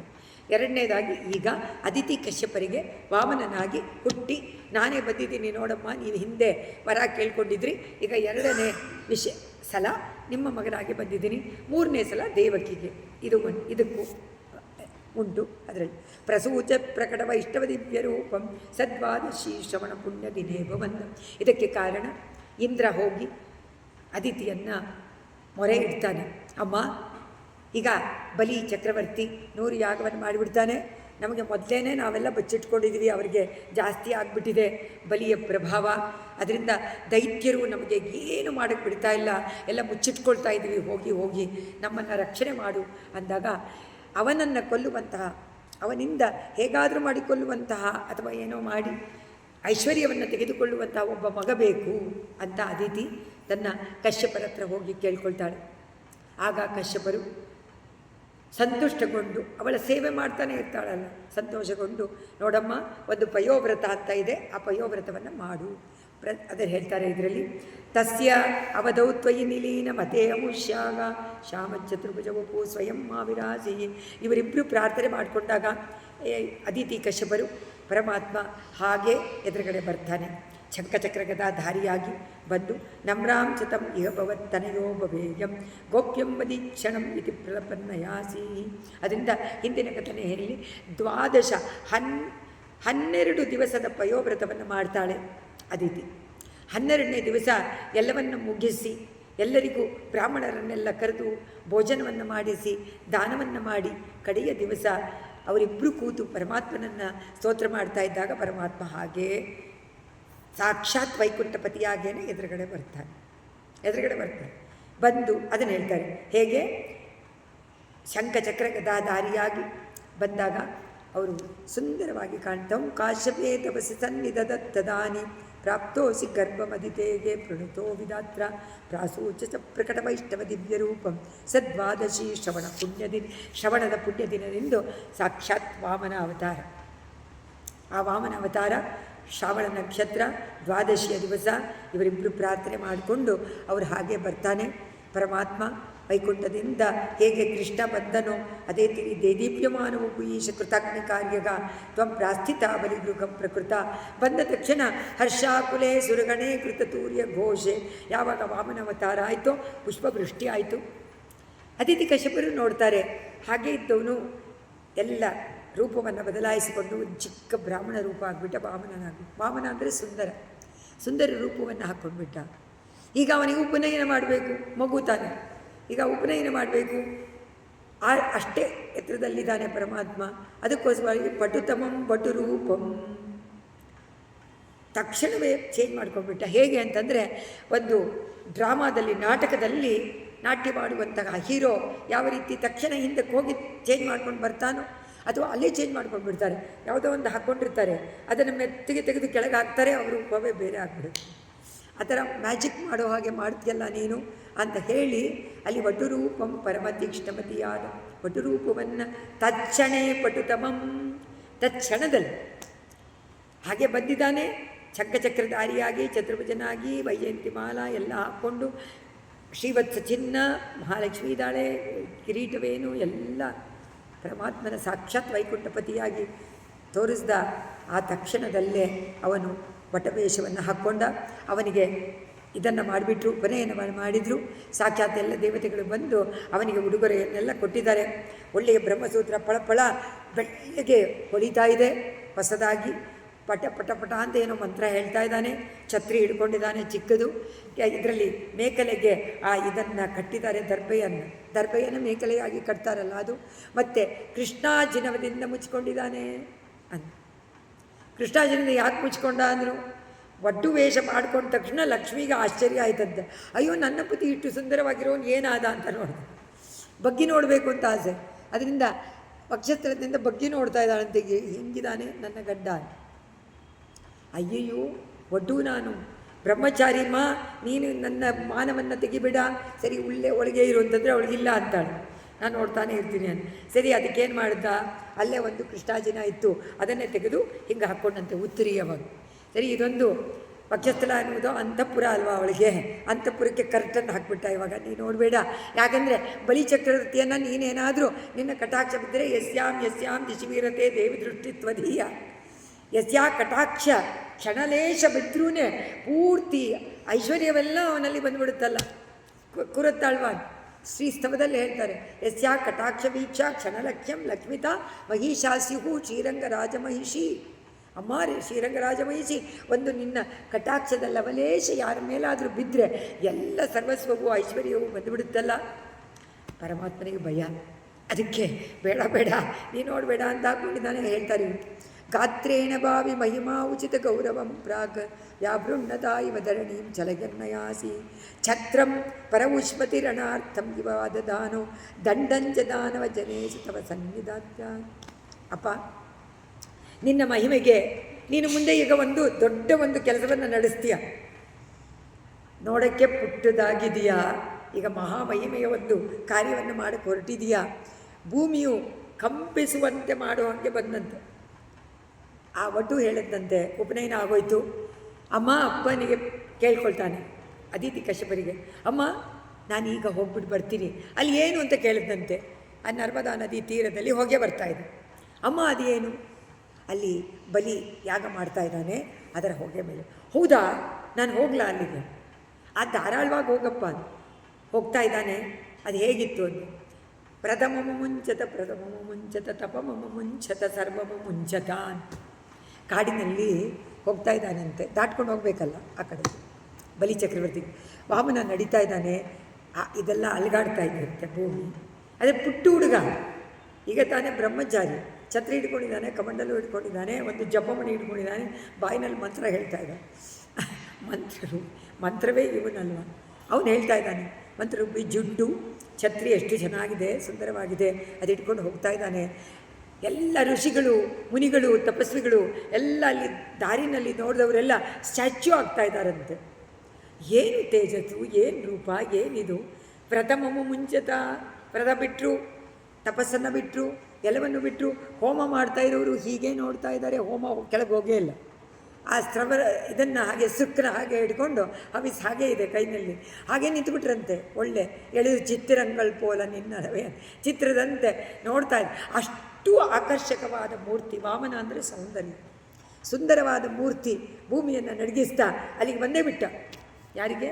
ದಾನವನಾದ ಬಲಿಯ ಯಾಗಶಾಲೆಗೆ ಕಾಲಿಡ್ತಾ ಇದ್ದಾನೆ.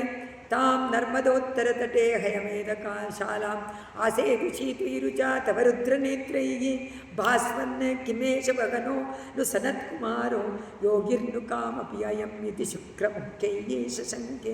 ಎಲ್ಲರೂ ಸಂದೇಹ ಪಡ್ತಾ ಇದ್ದಾರಂತೆ. ಅಶ್ವಮೇಧ ಯಾಗ ಮಾಡ್ತಾ ಇದ್ದಾನೆ, ಅಲ್ಲಿಗೆ ಬಂದ್ಬಿಟ್ಟಿದ್ದಾನೆ, ಪ್ರವೇಶಿಸ್ತಾ ಇದೆಯಾ, ಗುರುವಾಯೂರಪ್ಪ ಅಂತಾರೆ ಮಟ್ಟದಲ್ಲಿ. ಗುರುವಾಯೂರಪ್ಪ, ನೀನು ಹೋದಾಗ ಇವರೆಲ್ಲ ನಿನ್ನನ್ನು ನೋಡಿದ್ರಲ್ಲ ಆಶ್ಚರ್ಯವಾಗಿ, ನೀನು ಅಲ್ಲಿ ಹೋದಾಗ ಏನಾಯಿತು ಗೊತ್ತಾ, ಆ ತಟದಲ್ಲಿ ಅಶ್ವಮೇಧ ಶಾಲೆಯನ್ನು ಪ್ರವೇಶಿಸಿದಂತೆ ನಿನ್ನ ದಿವ್ಯ ಪ್ರಭೆ ಒಳ್ಳೆ ಸಾವಿರಾರು ಸೂರ್ಯರುಗಳು ಕೆಳಗೆ ಬಂದಂತೆ ಇತ್ತಂತೆ ಆ ಶಾಲೆಗೆ, ಯಾಗಶಾಲೆ. ಶುಕ್ರಾಚಾರ್ಯರು ಆದಿಯಾಗಿ ಇವನು ಯಾರು, ಸೂರ್ಯನೋ ಅಗ್ನಿನೋ ಯಾವ ತೇಜಸ್ಸು ಏನು ಬಂತು ಅಂತ ನೋಡ್ತಾನೇ ಇದ್ದಾರೆ. ಸನತ್ ಕುಮಾರರು ಏನಾದರೂ ಬಂದ್ರ, ಅವರೇನಾದರೂ ಬಂದ್ರ, ಅವರು ಹಾಗೆ ಯೋಗಿಗಳಲ್ವ, ಇವನು ಯಾರಿರ್ಬೋದು ಅಂತ ಶಂಕೆ ಮಾಡೋಕ್ಕೆ ಆರಂಭಿಸಿದರು. ಆನೀತಮ್ಮ ಶುಭೃಗುಬಿಗಿ ಮಗಸಾ ವಿಭೂತೈ ತ್ವಾಂ ರಮ್ಯರೂಪಮ್ಮಸುರ ಪುಲಕಾವೃತಾಂಗಗ. ಅಸುರನಾದಂತಹ ಬಲಿಚಕ್ರವರ್ತಿ ನೋಡ್ದ. ಭಕ್ತ್ಯಾ ಸಮೇತ್ಯ ಸುಕೃತಿ ಪರಿಣಿಜ್ಯ ಸ್ಪಾದೌ ತತ್ತೋಯಂ ಅನ್ವದ್ರೂತ್ ಮೂರ್ಧನಿ ತೀರ್ಥಂ. ಅವನು ನೋಡ್ದ. ಮಹಾಬಲಿಗೆ ತುಂಬ ಸಂತೋಷ. ಬ್ರಾಹ್ಮಣೋತ್ತಮ, ಒಂದು ಚಿಕ್ಕ ಪುಟ್ಟ ಹುಡುಗ ಆದರೂ ಏನಂತೆ, ಬ್ರಾಹ್ಮಣನಲ್ವ, ಅಷ್ಟು ತೇಜಸ್ವಿ. ಸ್ವಾಗತಂ ತೇ ನಮಸ್ತುಭ್ಯಂ ಅಂತ ಹೇಳಿ ಸ್ವಾಗತ ಮಾಡಿ ಅವನನ್ನು ಕರೆದು ಕೂರಿಸಿ ಅವನಿಗೆ ಪಾದವನ್ನು ಚೆನ್ನಾಗಿ ಪ್ರಕ್ಷಾಳನ ಮಾಡಿ ಅಭಿಷೇಕ ಮಾಡಿ ಆ ತೀರ್ಥವನ್ನು ಹಾಕೊಂಡು ಬಲಿಯನ್ನು ಕೊಲ್ಲ ಹಾಗಿಲ್ಲ, ಅನುಗ್ರಹ ಮಾಡಬೇಕು. ಅನುಗ್ರಹ ಮಾಡೋಕ್ಕೆ ಪುಣ್ಯಗಳು ಉಂಟಾಗಬೇಕು. ಅದರಿಂದ ತನ್ನ ಪಾದ ತೀರ್ಥದಿಂದ ಪಾವನವನ್ನು ಹಾಗೆ ಮಾಡಿಬಿಟ್ಟ ಬಲಿಯನ್ನು. ನೋಡಿ ಎಷ್ಟು ಉಪಾಯ ಮಾಡ್ತಾನೆ ಬಲಿಯ ಯಶಸ್ಸು. ಅದಕ್ಕೋಸ್ಕರನೇ ಸ್ವಾಮಿ ದೇಶಿಕರು ಅದರಲ್ಲಿ ಹೇಳ್ತಾರೆ, ದಶಾವತಾರದಲ್ಲಿ ತ್ರಿವಿಕ್ರಮಾವತಾರನ ಹೇಳಬೇಕಾದ್ರೆ ಅವನ ಶ್ರೇಯಸ್ಸು, ಅವನ ಕೀರ್ತಿ ಎಲ್ಲವನ್ನು ಉತ್ಕೃಷ್ಟವಾಗಿ ಮೇಲಕ್ಕೆ ಎತ್ತರವಾಗಿಡಬೇಕು ಅಂತ ಆಸೆ ಆಯ್ತಂತೆ ಬಲಿಯನ್ನು. ಅದಕ್ಕೋಸ್ಕರ ಪರಮಾತ್ಮ ಉಪಾಯ ಮಾಡಿದ ಈ ಉಪಾಯವನ್ನು ಒಟ್ಟು ವೇಷವನ್ನು ಹಾಕ್ಕೊಂಡು ಬಂದಿದ್ದಾನೆ. ಅಂದರು ಆನೀತಂ ಅಶು ಭೃಗುಬಿಹಿ ಮಗಸ. ಎಲ್ಲರೂ ನೋಡಿದ್ರು. ಪುಣ್ಯ ತೀರ್ಥವೆಂದೆನಿಸಿ ತತ್ತೋಯಂ ಮೂರ್ಧನಿ, ತಲೆಯ ಮೇಲೆ ಅನ್ವದ್ರತ ಪ್ರೋಕ್ಷಿಸಿಕೊಟ್ಟಿರುತ್ತೆ. ಎಲ್ಲ ಅಲ್ಲಿದ್ದವ್ರಿಗೆಲ್ಲ ಪ್ರೋಕ್ಷಣೆ ಆಯಿತು. ಪ್ರಹ್ಲಾದ ವಂಶ ಜತೆಯ ಕ್ರತುವಿಜಿದ್ವಿಜೇಶು ವಿಶ್ವಾಸತೋನು ತದಿದಂ ದಿತಿಜೋಪಿದೆ. ಅದಕ್ಕೆ ಹೇಳ್ತಾರೆ ಇದರಲ್ಲಿ, ಪವಿತ್ರವಾದ ನಿನ್ನ ಪಾದೋದಕ ಶಿವನ ಮಸ್ತಕವನ್ನು ಪವಿತ್ರಗೊಳಿಸಿದಲ್ಲದೆ ಅದೇ ಪಾದೋದಕ ಅಸುರನಾದ ಪ್ರಹ್ಲಾದನ ಮೊಮ್ಮಗನಾದ ಬಲಿಚಕ್ರವರ್ತಿಯನ್ನು ಪಾವನಗೊಳಿಸದೇ ಇರುತ್ತಾ. ಪಾಪಿಷ್ಠರಾದಂಥ ಎಲ್ಲ ನರಗಳನ್ನೂ ಪಾವನ ಮಾಡುವಂಥ ಗಂಗೆಗೆ ಅಷ್ಟು ಪಾವಿತ್ರತೆ ಇರಬೇಕಾದ್ರೆ, ಶಕ್ತಿ ಇರಬೇಕಾದ್ರೆ, ಇನ್ನು ಸಾಕ್ಷಾತ್ ತೀರ್ಥ ಡೈರೆಕ್ಟಾಗೇ ಅವನಿಗೆ ಸಿಗ್ತಲ್ಲ. ನಮಗೆ ಗಂಗಾಜಲ ಪಾದದಿಂದ ಬಂದದ್ದು, ಅದು ಅಲ್ಲಿಗೆ ಹೋಗಿ ಇಲ್ಲಿಗೆ ಹೋಗಿ ತ್ರಿಪದ ಆಗಿ ಭೂಮಿನಲ್ಲೆಲ್ಲ ಹರಿದ ಮೇಲೆ ನಮಗೆ ಸಿಗುತ್ತೆ. ದೇವಲೋಕದಲ್ಲಿ ಹರಿದು ಇಲ್ಲ ಹರಿದು. ಆದರೆ ಇವನಿಗೆ ಹೆಂಗೆ ಸಿಕ್ತು? ಡೈರೆಕ್ಟಾಗಿ ಪರಮಾತ್ಮನ ಪಾದದಿಂದ ತೀರ್ಥ. ಮತ್ತೆ ಪುಣ್ಯ ಇಲ್ವಾ? ಪುಣ್ಯ ಅದನ್ನೇ ಏ ವಿಭೋ ಸತ್ವಂ ಗುರುಪುರಾಲಯ ಪಾಲಯೇತಾಗ. ಅವನಿಗೆ ಈ ಥರ ಪವಿತ್ರತೆಯನ್ನು ಉಂಟು ಮಾಡಿದಂಥ ಅಸುರರಿಗೆ ಮಾಡಿದಂಥವನು ನನ್ನ ಇದನ್ನು ಮಾಡೋದಿಲ್ವಾ? ನನ್ನನ್ನು ಪಾಲಿಸಪ್ಪ, ರಕ್ಷಣೆ ಮಾಡು, ನನ್ನ ಈ ರೋಗದ ನಿವಾರಣೆ ಮಾಡು ಅಂತ ಪ್ರಾರ್ಥನೆ ಮಾಡಿಕೊಳ್ತಾರೆ. 31ನೇ ದಿವಸ ಇಲ್ಲಿಗೆ ನಿಲ್ಲಿಸ್ಬಿಡು. ಯಾಕೆಂದರೆ ಪರಮಾತ್ಮನಿಗೆ ಗುರುವಾಯೂರಪ್ಪನಿಗೆ ತುಂಬ ಸಂತೋಷ. ನನ್ನನ್ನು ಪವಿತ್ರ ಪವಿತ್ರ ಅಂತ ಕರೀತಾರೆ. ಪವಿತ್ರಾಣ ಪವಿತ್ರಮ್ಯೋ ಮಂಗಳಾನಾಂಚ ಮಂಗಳಂ ಅನ್ವರ್ಥ ಹೇಳ್ತಾ ಇದ್ದಾರೆ ಅಂತ. ಸರಿ, ಇಲ್ಲಿಗೆ ನಿಲ್ಲಿಸ್ತೀನಿ ಗುರುವಾಯೂರಪ್ಪ, ನಾಳೆ ಬರ್ತೀನಿ ನೆಕ್ಸ್ಟು ಎಪಿಸೋಡನ್ನು. ಇಲ್ಲ, ಇವತ್ತೇ ಇದೆ, ಇನ್ನೂ 15 ನಿಮಿಷ ಇದೆ. ಪ್ರೀತ್ಯಾದೈತ್ಯಗಾತವತನು ಮಗ ಪ್ರೇಕ್ಷಣಾತ್ ಸರ್ವಥಾಪಿ ತ್ವಾಮಾರಾಧ್ಯಗನ್ನಜಿತರಚಗನ್ನಂಜಲಿಂ ಸಂಜಗಾದ ಮತ್ತಕ್ಕಿಂ ತೇ ಸಮವಿಲಸಿತಂ ವಿಪ್ರಸೂನೋ ವದತ್ವಂ ಇತ್ತಂ ಭಕ್ತಂ ಭವನಮವನೀಂ ವಾಪಿಸ. ಅಪ್ಪ, ನಿನ್ನನ್ನು ದರ್ಶನ ಮಾಡಿ ಇವತ್ತು ನನಗೆ ನನ್ನ ಜನ್ಮ ಸಾರ್ಥಕವಾಯಿತು ಅಂತಾನೆ ಬಲಿ. ನಮ್ಮನೆಗೆ ಬಂದಿದೀಯಾ? ಹೇ ವಿಪ್ರ, ನಿನಗೇನನ್ನು ಮಾಡಲಿ, ಏನು ಮಾಡಿಕೊಡ್ಲಿ, ಏನು ಕೊಡಲಿ? ಮತ್ತು ಕಿಂತೆ ಸಮಭಿಲಷಿತಂ, ನಿನ್ನ ಅಭಿಲಾಷೆ ಏನು? ಏನನ್ನ ಕೊಡಲಿ? ಇವರು ಮಾಡು. ಭಾಗವತದಲ್ಲಿ ಬೇರೆ. ವಿಪ್ರಸೂನೋ ವದತ್ವಂ, ಹೇ ವಿಪ್ರಸೂನನೇ, ತುಂಬ ಶ್ರೇಷ್ಠನಾದ ವಿಪ್ರನೇ, ವದ, ಹೇಳು, ಏನು ಬೇಕು ಕೇಳು, ನಿನ್ನನ್ನು ಆರಾಧಿಸಿ. ಅದಕ್ಕೆ ಹೇಳ್ತಾರೆ, ಗುರುವಾಯೂರಪ್ಪ ನಿನ್ನನ್ನು ಆರಾಧನೆ ಮಾಡಿ ಪೂಜೆ ಮಾಡಿ ಅಂಜಲಿಬದ್ಧನಾಗಿ ನಿನ್ನ ಮುಂದೆ ನಿಂತ್ಕೊಂಡು ಸಂತೋಷದಿಂದ ಕೇಳ್ತಾನೆ, ಏನನ್ನು ನಿನಗೆ ಕೊಡಲಿ? ಏನು ಬೇಕು ಕೇಳು. ಸಂಪತ್ತು ಬೇಕಾ, ಆಹಾರ ಬೇಕಾ, ಕನ್ಯೆಯರು ಬೇಕಾ, ಮನೆ ಬೇಕಾ, ಭೂಮಿ ಬೇಕಾ, ಏನು ಬೇಕು, ಈ ಲೋಕನೇ ಬೇಕಾ, 3 ಲೋಕವನ್ನು ಕೊಡ್ತೀನಿ ಭಾಗವತದ. ಯಾಕೆಂದರೆ ಇವನು 100ನೇ ಯಾಗ ತಾನೆ. ಸೊ ಈ ಡೆಫಿನೆಟ್ ನನಗೆ 3 ಲೋಕದ ಪತಿ ಆಗ್ತೀನಿ ಅಂತ. ಅದಕ್ಕೆ ಹೇಳ್ದ, ಎಲ್ಲವನ್ನು ನಾನು ಕೊಡಬಲ್ಲೆ ವಿಪ್ರ, ಕೇಳು ಇನ್ನು ಅಭಿಲಾಷೆಗೇನು. ಅದಕ್ಕೆ ತಾಮಕ್ಷೀಣಾಂ ಬಲಿಗಿನಂ ಉಪಾಕರ್ಣ್ಯ ಕಾರುಣ್ಯಪೂರ್ಣೋಪಿ ಅಂತಾರೆ. ಹೇ ಗುರುವಾಯೂರಪ್ಪ, ನೀನು ಕಾರುಣ್ಯಪೂರ್ಣನಾದರೂ ಕೂಡ ಬಲಿಯ ಅವನ ಆ ಗರ್ವದ ಮಾತನ್ನು ಕೇಳ್ಕೊಂಡು ನಿಂತಿದ್ಯಲ್ಲ, ಅದು ಗರ್ವದ ಮಾತು ತಾನೆ. ಏನು ಬೇಕಾದರೂ ಕೊಡ್ತೀನಿ ಕೇಳು. ನಾವು ಅಂದ್ಕೊಳ್ತೀವಿ ಭಕ್ತ ಅದಕ್ಕೆ ಕೇಳ್ದ. ಇಲ್ಲ, ಇದರಿಂದ ಏನು ಅರ್ಥ ಆಗತ್ತೆ, ಅವರಿಗೆ ಗರ್ವ ಕೊಡ್ತೀನಿ ಅಂತ. ಸೊ ಅದರಿಂದ ನಮ್ಮನ್ನೇ ಉದ್ದೇಶಿಸಿ ಇದೆಲ್ಲ. ಭಕ್ತ ನಾವು ಯಾವತ್ತೂ ನಾವು ಭಕ್ತಿ ಇದೆ ನಮಗೆ ಅಂತ ಅಂದ್ಕೊಳ್ಳೋಕ್ಕೆ ಚಾನ್ಸ್ ಇಲ್ಲ. ಅದಕ್ಕೆ ಹೇಳ್ತಾರೆ, ಅಸ್ಯ ಉತ್ಸೇಕಂ ಶಮಯಿತು. ಅದನ್ನು ಆ ದೃಷ್ಟಿಯಿಂದ ಪೂರ್ಣವಾಗಿ ಅವನ ಅಹಂಕಾರವನ್ನು ಅಡಗಿಸಬೇಕು. ಅವನ ಒಳ್ಳೆಯ ನನ್ನ ಮೇಲಿರುವಂಥ ಪ್ರೀತಿಯನ್ನು ತೋರಿಸಬೇಕು ಪ್ರಪಂಚಕ್ಕೆ ಅನ್ನುವಂಥ ಸಂಕಲ್ಪ ಅಲ್ವಾ ಗುರುವಾಯೂರಪ್ಪ ಅಂತ. ಹೌದು ಹೌದು ಅಂತ. ಆವಾಗ ಎಲ್ಲವನ್ನೂ ಕೊಡು ಅಂತ ಹೇಳಿರ್ಬೋದಾಗಿತ್ತು ಅವನು, ಇಲ್ವಾ? ಒಂದೇ ಒಂದು ಸತಿ ಕೇಳಿದ್ರೆ ಆಗಿರ್ತಾಯಿತ್ತಲ್ಲ, ಅವನೇ ಹೇಳಿದ ನಾನು, ಆದರೆ ಹೇಳಲಿಲ್ಲ. ಅದು ಹಾಸ್ಯ ಆಗಿಬಿಡ್ತಾಯಿತ್ತು. ಅದಕ್ಕೋಸ್ಕರ ಕಂಟ್ರೋಲ್ ಮಾಡಿಕೊಂಡಂತೆ. ಹೇ ಗುರುವಾಯೂರಪ್ಪ, ಅದಕ್ಕೋಸ್ಕರ ನೀನು ಕೇಳಲಿಲ್ಲ ಅಲ್ವಾ ಅಂತ. ಆಗ ಬಲಿ ಹೇಳ್ತಾನೆ, 3 ಅಡಿ ಕೊಡು ಅಂದಾಗ ಎಲ್ಲವನ್ನೂ ಕೊಡು ಅಂತ ಕೇಳಿಲ್ಲ, ಆದರೆ ನನ್ನ ಪಾದದಿಂದ 3 ಅಡಿ ಕೊಡು. ಏ ಬಾಲಿಶ ವಿಶ್ವೇಶಂ ಮಾಂ ತ್ರಿಪದಂ ಈಗ ಕಿಂ ಯಾಚಸೆ. ತಿರ್ಗಾ ಅವನು ಗರ್ವವನ್ನು ಬಿಡಲಿಲ್ಲ. 3 ಪಾದಗಳನ್ನು ಕೇಳಿದೆ. ಏನೋ ನೀನು ಬಾಲಕ, ನೀನು ಬ್ರಾಹ್ಮಣರಿಗೆ ಯಾವಾಗಲೂ ಹೇಗೆ ಯಾಚನೆ ಮಾಡಬೇಕು ಅಂತ ಗೊತ್ತಿರಬೇಕು. ಭಿಕ್ಷಾಂದೇಹಿ ಅಂದರೆ ಏನೇನೋ ತಗೊಳ್ಳೋದಲ್ಲ, ಎಲ್ಲವನ್ನೂ ಕರ್ಕೊಳ್ಳೋಕ್ಕೆ ಗೊತ್ತಿರಬೇಕು. ಪೃಥು ಮಹಾರಾಜ ಕರೆದಂಗೆ ಎಲ್ಲವನ್ನು ಪೃಥ್ವಿಯಿಂದ, ಗೊತ್ತಾಯ್ತಾ? ಯಾತಕ್ಕೆ ನೀನು ಕೇವಲ 3 ಹೆಜ್ಜೆಗಳನ್ನು ಭೂಮಿಯನ್ನು ಕೇಳ್ತಾ ಇದೆಯಲ್ಲ, ನನಗೆ ಅವಮಾನ ಮಾಡ್ತಾ ಇದೀಯಾ ಅಂತ ಕೇಳ್ತಾನೆ. ಅಮುನಾ ಕಿಂ, ಇದರಿಂದ ಏನು ಪ್ರಯೋಜನ ನಿನಗೆ 3 ಪದದಿಂದ? ಇವನೇ ಹೇಳಿ, ಅಮುನಾ ಕಿಂ ಇತಿ ಆಲಪತ್ವಾಂಸ ದೃಪ್ಯನ್. ಆ ದೃಪ್ಯನಾದ ಆ ಬಲಿಗೆ ನೀನು ಕೇಳಿದೆ. ಆಗ ಆ ಬಲಿ ತ್ರಿಪದ ಪರಿಪೂರ್ತಿಯ ಕ್ಷಮಗ, 3 ಹೆಜ್ಜೆಗಳಷ್ಟು ಸಂಪೂರ್ಣವಾಗಿ ಕೊಡಲಾಗಲ್ಲಲ್ವ? ಆಗಲಿಲ್ಲ. ಶೇಪವಾದ. ಯಾತಕ್ಕೆ ನಿಮ್ಗೆ ಕೊಡೋಕ್ಕಾಗಲ್ಲ ಅಂದರೆ ಸುಮ್ಮನೆ ವಾದ ಮಾಡಬೇಡ, ಗೊತ್ತಾಯ್ತಾ? ಈ ವಾದ ಮಾತುಗಳಿಗೂ ಕುಹಕ ಮಾತುಗಳಿಗೂ ಬಂಧನಕ್ಕೂ ಅವನು ಅರ್ಹನಲ್ಲದಿದ್ದರೂ ಅವನ ಜೊತೆನಲ್ಲಿ ಮಾತಾಡ್ತಾ ಇದ್ದ. ಅವನು ಅಸುರ ತಾನೆ, ಈ ಥರ ಎಲ್ಲ ಮಾತಾಡಬೇಕಾಗಿರಲಿಲ್ಲ. ಆದರೆ ಯಾತಕ್ಕೆ ಅವನ ಆ ಅಹಂಕಾರದ ಉಪಶಾಂತಿಗೋಸ್ಕರವಾಗಿ ಈ ಥರ ಮಾತುಗಳನ್ನು ಆಡ್ದ ಅಂತ ಪಟ್ಟತಿರಿ.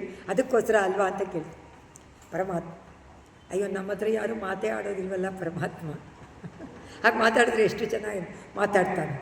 ಒಳಗಡೆ ಇರುವಂಥ ಪರಮಾತ್ಮ ಖಂಡಿತವಾಗಿ ಮಾತಾಡ್ತಾನೆ. ಆದರೆ ನಾವು ಇಲ್ಲ. ಒಂದು ಇದಿದೆಯಲ್ಲ, ಭಜನೆ ಇದೆಯಲ್ಲ, ನಾವು ಯಶೋದೆಯಂತೆ ಪರಮಾತ್ಮನನ್ನು ಪಾಲನೆ ಮಾಡೋದಿಲ್ಲ, ಕರೆಯೋದಿಲ್ಲ. ಅವಳು ಮಲಗಿಸಿದಂತೆ ನಾವು ಮಲಗಿಸೋದಿಲ್ಲ. ಅದರಿಂದ ನಮಗೆ ಆಗಲ್ಲ. ಎಲ್ಲದಕ್ಕೂ ಒಂದು ಇಷ್ಟುದ್ದ, ಅದು ಎಷ್ಟೋ 12 13 ವಿಷಯಗಳನ್ನು ಹೇಳಿ ಅವಳಂತೆ ಅವರಂತೆ ನಾವಿಲ್ಲ, ಅದಕ್ಕೆ ನಮಗೆ ಸಿಗೋದಿಲ್ಲ ಪರಮಾತ್ಮ. ಪಾದತ್ರಯ್ಯ ಯದಿನ ಮುದಿತೋ, ಅಲ್ಲಪ್ಪ ನೀನು ಸಂತೋಷದಿಂದ 3 ಪಾದ ಕೊಡು. ವಿಷ್ಟಷ್ಟೈಯಿ ನೋಪಿ ತುಷ್ಯೇತ್, ನೀನು ವಿಶ್ವವನ್ನೇ ಕೊಟ್ಟರು ನನಗೆ ತೃಪ್ತಿ ಇಲ್ಲ, 3 ಪಾದ ಕೊಟ್ಟರೆ ತೃಪ್ತಿ ಆಗತ್ತೆ, ಕೊಡುವನು. ಇತಿ ಉಕ್ತೆ ಅಸ್ಮಿನ್ ವರದ ಭವತೆ. ಏ ವರದ, ನೀನು ಆ ಥರ ಹೇಳಿದ ತಕ್ಷಣ ಧಾತುಕಾಮೆಯ ತತ್ವೋಯಂ ದೈತ್ಯಾಚಾರ್ಯ ತವ ಖಲು ಪರೀಕ್ಷಾರ್ಥಿನಃ ಪ್ರೇರಣಾತ್ ತಂ ಮಾಮಾದೇಯಂ ಕರ್ಯಾಯಂ ಇತಿ ವಕ್ತಂ ಏವ ಭವಾಶ. ಇಲ್ಲಿ ಒಂದು ಸೂಕ್ಷ್ಮ ಉಂಟು. ಶುಕ್ರಾಚಾರ್ಯರಿಗೆ ಒಂದು ಪ್ರೇರೇಪಣೆಯನ್ನು ಮಾಡಿದೆ ಅಂತಾರೆ ಪಟ್ಟದ. ಏನಂತ? ನನ್ನ ಭಕ್ತನಿಗೆ ಕೊಡಬೇಡ ಅಂತ ಹೇಳಬೇಕು ಅಂತ ಪ್ರೇರೇಪಣೆ ಮಾಡಿದಂತೆ ಪರಮಾತ್ಮ. ಅದಕ್ಕೆ ಓಡಿ ಬಂದರು ಶುಕ್ರಾಚಾರ್ಯ. ಏ ಬಲಿಚಕ್ರವರ್ತಿ, ನೀನು ಅವನಿಗೆ ಏನು ಕೊಡಬೇಡ, ಯಾರು ಗೊತ್ತಾ ನಿನ್ನ ಮುಂದೆ ನಿಂತಿರೋದು? ಮಾ ಹೇಳ್ತಾ ಇದ್ದಾರೆ ನೋಡಿ, ಉಸ್ಮಿನ್ ಯದಿನ ಮುದಿತೋ ಅಂತ ಕೇಳಿದ ತಕ್ಷಣ ಅವ್ರು ಏನು ಹೇಳಿದರು?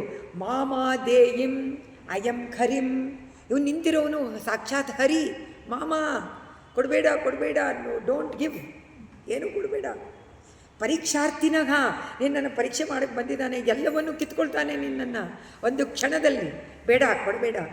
ಮಾಮಾಂ ದೇಯಂ ಇತಿ ವ್ಯಕ್ತಂ ಏವ ಅಭಭಾಷೆ. ಆಗ ಅವರೇನು ಹೇಳಿದ್ರು, ತಕ್ಷಣ ಬಲಿ ಹೇಳ್ತಾನೆ. ಬಲಿಯ ಮಾತನ್ನು ಕೇಳೋಣ. ಯಾಜತಿ ಏವಂ ಯದಿ ಸಗ ಭಗವಾನ್ ಪೂರ್ಣಕಾಮೋಸ್ಮಿ ಸಂ ದಾಸ್ಯಾಮಿ ಏವ ತಿರಮಿತಿ ವದನ್ ಕಾವ್ಯಶಬ್ದೋಪಿ ದೈತ್ಯಗ. ಹಾಗೇನಾದರೂ ಆ ಭಗವಂತನ ಬಲಿ ಹೇಳ್ತಾನೆ. ಇವನು ಭಗವಂತನ ಯಾಚನೆ ಮಾಡ್ತಾ ಇರೋನು. ಆಹಾ, ಎಂಥ ಭಾಗ್ಯ ನನಗೆಂಥ ಭಾಗ್ಯ. ಈಗ ಸ್ವಲ್ಪ ಕಡಿಮೆ ಆಯ್ತಲ್ಲ ಅಹಂಕಾರ. ಹಾಗಾದರೆ ಎಂತಹ ದೊಡ್ಡ ಭಾಗ್ಯ, ಇದಕ್ಕಿಂತ ಏನು ಭಾಗ್ಯ ಬೇಕು ಗುರುಗಳೇ? ಸಾಕು. ಅಂತಹ ಮಹಾತ್ಮ ಬಂದು, ಅವನು ಸಾಕ್ಷಾತ್ ಪರಮಾತ್ಮ ಬಂದು ನನ್ನನ್ನು ಯಾಚನೆ ಮಾಡಿ ತಗೊಂಡಾದರೆ ಯಾರಿಗೆ ಗೌರವ? ಯಾರಿಗೆ ಗೌರವ? ಕೊಟ್ಟವರಿಗ ತಗೊಂಡವ್ರಿಗ? ಕೊಟ್ಟವರಿಗೆ ತಾನೇ, ನನಗೆ ತಾನೇ ಗೌರವ. ಎಂತಹ ಭಾಗ್ಯ ನನ್ನದು ಅಂತ ತಿಳಿದು ನಾನು ಅವನಿಗೆ ಖಂಡಿತವಾಗಿ ಕೊಡ್ತೀನಿ ಅಂದ ಗುರು. ಆದರೆ ಅವ್ರು ಹೇಳ್ತಾರೆ, ಅಪ್ಪ, ಗುರುವಿನ ಮಾತನ್ನು ನೀನು ಇದು ಮಾಡಿದ್ಯಾ, ಅದರಿಂದ ನಿನಗೆ ಶಾಪ ಕೊಡ್ತೀನಿ ತಗೋ. ಕಾಯ್ತಾ ಇದ್ದ ವಾಮನ. ಯಾತಕ್ಕೆ ಕಾಯ್ತಾ ಇದ್ದಿದ್ದು ವಾಮನ? ಗುರುವಿನ ಬಾಯಿಂದ ಅದು ಬರಲಿ, ಇಲ್ಲಾಂದರೆ ಇವನ ಹತ್ರ ತಗೊಳ್ಳೋಕ್ಕಾಗಲ್ಲ. ಅದರಿಂದ ಅವನು ಶಾಪ ಕೊಟ್ಟುಬಿಟ್ರೆ ತುಂಬ ಈಸಿ ತಾನೆ. ಅವನ ಶಾಪದಿಂದಲೇ ಅವನು ಕಳ್ಕೊತಾನೆ. ಇವನೇನು ಮಾಡಬೇಕಾಗಿಲ್ಲ, ಇವನು ಓನ್ಲಿ ನಿಮಿತ್ತ ಮಾತ್ರ. ಅರ್ಜುನ ಹೇಗೆ ನಿಮಿತ್ತನೋ ಅದರ ಥರ ಇವನು ನಿಮಿತ್ತ ಆಗಿಬಿಡ್ತಾನೆ ಪರಮಾತ್ಮ. ಅದಕ್ಕೆ ಯೋಚನೆ ಮಾಡಿ, ಅದರಿಂದ ನಿಸ್ಸಂದೇಹಂ ದಿತಿಕುಲಪತೋ ತ್ವಯ್ಯ ಆಶೇ ಪಾರ್ಷಣಂ ತದ್ ಯಾತಂದಾನೇ ಮುಮುಚು ಋಷಿಯ ಸಾಮರಾಗ ಪುಷ್ಪವರ್ಷಂ. ಇದು ಕೇಳಿದ ತಕ್ಷಣ ಎಲ್ಲ ಋಷಿಗಳು ಇವರು ಎಲ್ಲ ಬಂದು ಮೇಲಿಂದ ಪುಷ್ಪವರ್ಷ ಬರ್ತಾಯಿದೆ. ಬಲಿ ಹೇಳ್ದ, ನಾ ಕೊಟ್ಟೇ ಕೊಡ್ತೀನಿ, ನೀವು ಯಾರು ನಿಮ್ಮ ಮಾತನ್ನು ಕೇಳಕ್ಕೇನು? ಸತ್ಯ ಮಾತು, ನಾ ಕೇಳಿದ್ದು ಸತ್ಯ, ಕೊಟ್ಟೇ ಕೊಡ್ತೀನಿ ಅಂತ. ತ್ವತ್ಪಾದಾಗ್ರಂ ನಿಜಪದಗತಂ ಪುಂಡರೀಕೋದ್ಭವಗ ಕುಂಡೀತೋಯೇ ಈ ಅಸಿಚಿತ್ತ ಪುನಾತ್ ಯಜ್ಜಲಂ. ಅದರಿಂದ ದಿತಿಕುಲಪತಿಯಾದಂಥ ಬಲಿ ಯಾವ ಸಂದೇಹವೂ ಇಲ್ಲದೆ ನಾನು ಎಲ್ಲವನ್ನೂ ಅವನಿಗೆ ಕೊಡ್ತೀನಪ್ಪ ಅಂತ ಹೇಳಿ ನಿನಗೆ ಧಾರೆಯನ್ನು ಸಮರ್ಪಿಸಿದಾಗ ಎಲ್ಲರೂ ಪುಷ್ಪವೃಷ್ಟಿಯನ್ನು ಮಾಡಿದ್ರು. ಆ ಧಾರೆಯ ಜಲ ಒಂದು ತೊಟ್ಟು ಬಿದ್ದ ತಕ್ಷಣ ಏನಾಯಿತು? ವಾಮನ ಮ್ಯಾಜಿಕ್ ದೊಡ್ಡದಾಗಿ ಬೆಳೆದ್ಬಿಟ್ಟ. ತ್ರಿವಿಕ್ರಮನಾದ ಬೆಳೀತಾ ಇದ್ದಾನೆ, ಅಷ್ಟು ದೊಡ್ಡದಾಗಿ ಬೆಳೆದ. ತಾವತ್ ದೈತ್ಯಾತನುಮತಿ ನೃತೆ ಬರ್ತುಗು ಆರಬ್ಧ ಯುದ್ಧ. ಜೋರಾಗಿ ಬೆಳೆದ ಅಷ್ಟು ದೊಡ್ಡದಾಗಿ ಬೆಳೆದು ಅವನ ಪಾದಾರವಿಂದವನ್ನು ಪೂರ್ತಿ ಭೂಮಿಯಲ್ಲಿ ಹರಡಿದ. ಅದಕ್ಕೆ ಹೇಳ್ತಾರೆ, ಇದರಲ್ಲಿ ಪಟ್ಟತಿರಿ ಹೇಳ್ತಾರೆ, ಅಪ್ಪ, ನಿನ್ನ ಈ ಒಂದು ಅವತಾರದಲ್ಲಿ ಯಾವ ದುಷ್ಟ ಶಿಕ್ಷಣವೂ ಇಲ್ಲವೇ ಇಲ್ಲ. ನಿನ್ನ ಭಕ್ತನನ್ನು ಉದ್ಧಾರ ಮಾಡಬೇಕಷ್ಟೇನೆ. ನಿನ್ನ ಭಕ್ತ ಯಾರಿವಾಗ? ಬಲಿ. ನಿನ್ನ ಭಕ್ತ ಪ್ರಹ್ಲಾದನಿಗೆ ಸಂಬಂಧಪಟ್ಟವರೆಲ್ಲ ನಿನಗೆ ಬೇಕಾದವರು ತಾನೆ. ಹೇಗೆ ದುರ್ಯೋಧನ ಯಾತಕ್ಕೆ ನಿನಗೆ ಅವನು ಶತ್ರುವಾದ? ನಿನಗೆ ಬೇಕಾದವರಿಗೆ ಶತ್ರುವಾದರೆ ಅವರೆಲ್ಲ ನಿನಗೆ ಶತ್ರುರು, ನಿನಗೆ ಬೇಕಾದವರಿಗೆ ಮಿತ್ರರಾದರೆ ಅವರೆಲ್ಲ ನಿನಗೆ ಮಿತ್ರರು ಅಂತ ತೋರ್ಸೋಕ್ಕೋಸ್ಕರ ಬಲಿ ಅವನನ್ನು ಉದ್ಧಾರ ಮಾಡಬೇಕು ಅಂತ ಹೇಳಿ ಆ ಒಂದು ಕಾರಣದಿಂದ ನೀನು ಯಾರನ್ನು ಏನೂ ಮಾಡಲಿಲ್ಲ. ಆದರೆ ನಮ್ಮ ಆಳ್ವಾರ ಏನು ಹೇಳ್ತಾರೆ ಗೊತ್ತಾ? ಪೆರಿಯಾಳ್ವಾರ್, ಮಣ್ಣು ನಮುಚಿಯೈ ವಾನಿಲ್ ಚುಳತ್ತಿಯ ಅಚ್ಚುದನೆ ಅಚ್ಚೋಚ. ತ್ರಿವಿಕ್ರಮ ಬೆಳೆದಾಗ ಮಣ್ಣು ನಮುಚಿಯೈ ವಾನಿಲ್ ಚುಳತ್ತಿಯ ವೆಂಕಟವಾಣನೆ ಅಚ್ಚೋ ಮಾರ್ಬಿಲ್ ಮರುವನೇ ಅಚ್ಚೋ ಅಂತ ಸ್ತೋತ್ರ ಮಾಡಿದಾಗ ಕೃಷ್ಣನನ್ನು ಮುದ್ದಾಡ್ತಾ ಇದ್ದಾಗ ಯಶೋದೆ ಭಾವನೆಯಲ್ಲಿ ಹೇಳ್ತಾರೆ, ಅಪ್ಪ, ನೀನು ತ್ರಿವಿಕ್ರಮನಾಗಿ ಬೆಳೆದು ಪಾದವನ್ನು ಇಟ್ಟಿಯಲ್ಲ, ಯಾತಕ್ಕೋಸ್ಕರ? ನಾನು ಅವನು ಈ ಥರ ಬೆಳೆದಾಗ ಬಲಿಯ ಮಗ ನಮುಚಿ ಬಂದು ಕೇಳಿದಂತೆ, ಏಯ್, ನೀನು ಮೋಸ ಮಾಡಿದ್ಯಾ ನಮ್ಮ ತಂದೆಗೆ. ಪಾಪ ಎನ್ನಪ್ಪನ್ನರಿಂದಿಲನ್ ಮುನ್ನಯೇ ವಣ್ಣಮೇ ಕೊಂಡ ಅಳವಾ ಎನ್ನ. ನೀನು ಯಾವ ಕಾಲಿನಿಂದ ಈ ಪಾದದಿಂದ 3 ಅಡಿ ಬೇಕು ಅಂತ ಕೇಳಿದ್ಯೋ ಅದರಿಂದಾನೇ ಅಳ್ಕೋ. ಯಾತಕ್ಕಿಷ್ಟು ದೊಡ್ಡದಾಗಿ ಮಾಡಿಕೊಂಡೆ ನೀನು? ಇದು ಮೋಸಗಾರ ನೀನು ಅಂದ ತಕ್ಷಣ ನಮುಚಿಗೆ ವಾನಿಲ್ ಸುಳತ್ಯ ಕರ್ಕೊಂಡಂತೆ ಪೂರ್ತಿ ತಿರುಗಿಸ್ಬಿಟ್ಟು ಕೆಳಗೆ ಹಾಕ್ಬಿಟ್ಟಂತೆ ನಮುಚಿಯನ್ನು. ಆಳ್ವಾರ್ ಪ್ರಬಂಧದಲ್ಲಿ ಈ ಒಂದು ಅನುಭವವನ್ನು ಕೊಟ್ಟಿದ್ದಾರೆ. ಯಾತಕ್ಕೆ ಅಂದರೆ ಇದರಲ್ಲಿ ಹೇಳ್ತಾರೆ, ಆ ಪೂರ್ತಿ ಪ್ರಪಂಚಕ್ಕೇ ಭೂಮಿಯಲ್ಲಿ ಯಾರು ಬೇಕೋ ಬೇಡವೋ, ಭಕ್ತರೋ ಚಾಂಡಾಲರೋ ಪಾಷಂಡರೋ ಭಕ್ತರೋ ಮುನಿಗಳು ಯಾರು ಭೇದ ಭಾವವೂ ಇಲ್ಲದೆ ತನ್ನ ಪಾದಸ್ಪರ್ಶವನ್ನು ಮಾಡಿದ್ದಂತಹ ಕೇಳಲೇ ಇಲ್ಲ, ಯಾರೂ ಯಾಚನೆ ಮಾಡಲಿಲ್ಲ. ಅಪ್ಪ, ನಿನ್ನ ಪಾದಸ್ಪರ್ಶವನ್ನು ನಮಗೆ ಮಾಡಿ ನಮ್ಮನ್ನು ಉದ್ಧಾರ ಮಾಡೋದು ಕೇಳಲೇ ಇಲ್ಲ. ಆದರೆ ಕೇಳದೆ ಇದ್ರೂ ನಿನ್ನ ಪಾದವನ್ನು ಎಲ್ಲರ ತಲೆ ಮೇಲಿಟ್ಟು ಎಲ್ಲರನ್ನು ಉದ್ಧಾರ ಮಾಡಿದಂಥ ಅವತಾರ ಬೇರೆ ಯಾರೂ ಇಲ್ಲ. ಬೇರೆ ಯಾವುದ್ರಲ್ಲೂ ಉಂಟಾ? ನರಸಿಂಹ ಬಂದ, ಹಿರಣ್ಯಕಶಿಪನ ಕೊಂದ, ಆದರೆ ಹಿರಣ್ಯಕಶಿಪನ ಅನುಯಾಯಿಗಳನ್ನೆಲ್ಲ ಕೊಂದುಬಿಟ್ಟ ಪರಪರ ಅಂತ. ದುಷ್ಟ ಶಿಕ್ಷಣ, ಶಿಷ್ಟ ಸಂರಕ್ಷಣೆ. ಒಬ್ಬನೇ ಒಬ್ಬ ಪ್ರಹ್ಲಾದ, ಒಬ್ಬಳೇ ಒಬ್ಬಳು ಸೀತೆ, ಅವಳಿಗೋಸ್ಕರ ಪೂರ್ತಿ ರಾವಣ ಪೂರ್ತಿ ಅಸುರರ ಕುಲವನ್ನೇ ನಾಶ ಮಾಡಿದ, ಲಂಕೆಯನ್ನು ತ್ಯಾಗ ಮಾಡಿದ. ಆದರೆ ಈ ಒಂದೇ ಒಂದು ಅವತಾರ, ವಾಮನ ಅವತಾರ, ಅಷ್ಟು ಸುಂದರವಾದ ಅವತಾರ. ಪ್ರಹ್ಲಾದ ಒಬ್ಬನನ್ನು ಇಟ್ಕೊಂಡು ಇದನ್ನು. ಸೊ ಅಲ್ಲಿಗೆ ಕನೆಕ್ಷನ್. ಭಕ್ತ ಪ್ರಹ್ಲಾದನಿಗೋಸ್ಕರ ಅವನ ವಂಶದವರನ್ನೇ ರಕ್ಷಣೆ ಮಾಡ್ತೀನಿ ಅಂತ ಅವರನ್ನೂ ಉದ್ಧಾರ ಮಾಡಿ ಅಂತ ಹೇಳ್ತಾರೆ. ದರ್ಪೋಚಿತ್ತೈ ವಿಹಿತಮಖಿಲಂ ದೈತ್ಯ ಸಿದ್ಧೋಸಿ ಪುಣ್ಯೈಹಿ. ಅದರಿಂದ ಅವನನ್ನು ಕೇಳಿದ 2 ಅಡಿನಲ್ಲಿ ಮೇಲು ಲೋಕ ಕೆಳಗಿನ ಲೋಕ ಭೂಮಿಯನ್ನು ಅಲ್ಕೊಂಡಾಯಿತು, ಈಗ 3ನೇ ಅಡಿ ಎಲ್ಲಿ ಇಡಲಿ ಅಂತ ಕೇಳಿದಾಗ ಬಲಿ ತನ್ನ ತಲೆಯನ್ನು ತೋರ್ತಾರೆ, ಬಗ್ಗಿದ. ರಾವಣ, ಕಂಸ, ಹಿರಣ್ಯಕಶಿಪು, ಹಿರಣ್ಯಾಕ್ಷ ಯಾರು ತಲೆಯನ್ನು ಬಗ್ಗಿಸಲಿಲ್ಲ. ಆದರೆ ಇವನ ತಲೆ ಬಗ್ಗಿಸಿ ತಲೆ ಮೇಲಿಡು ಅಂದ. ಪರಮಾತ್ಮನಿಗೆ ಸಂತೋಷ.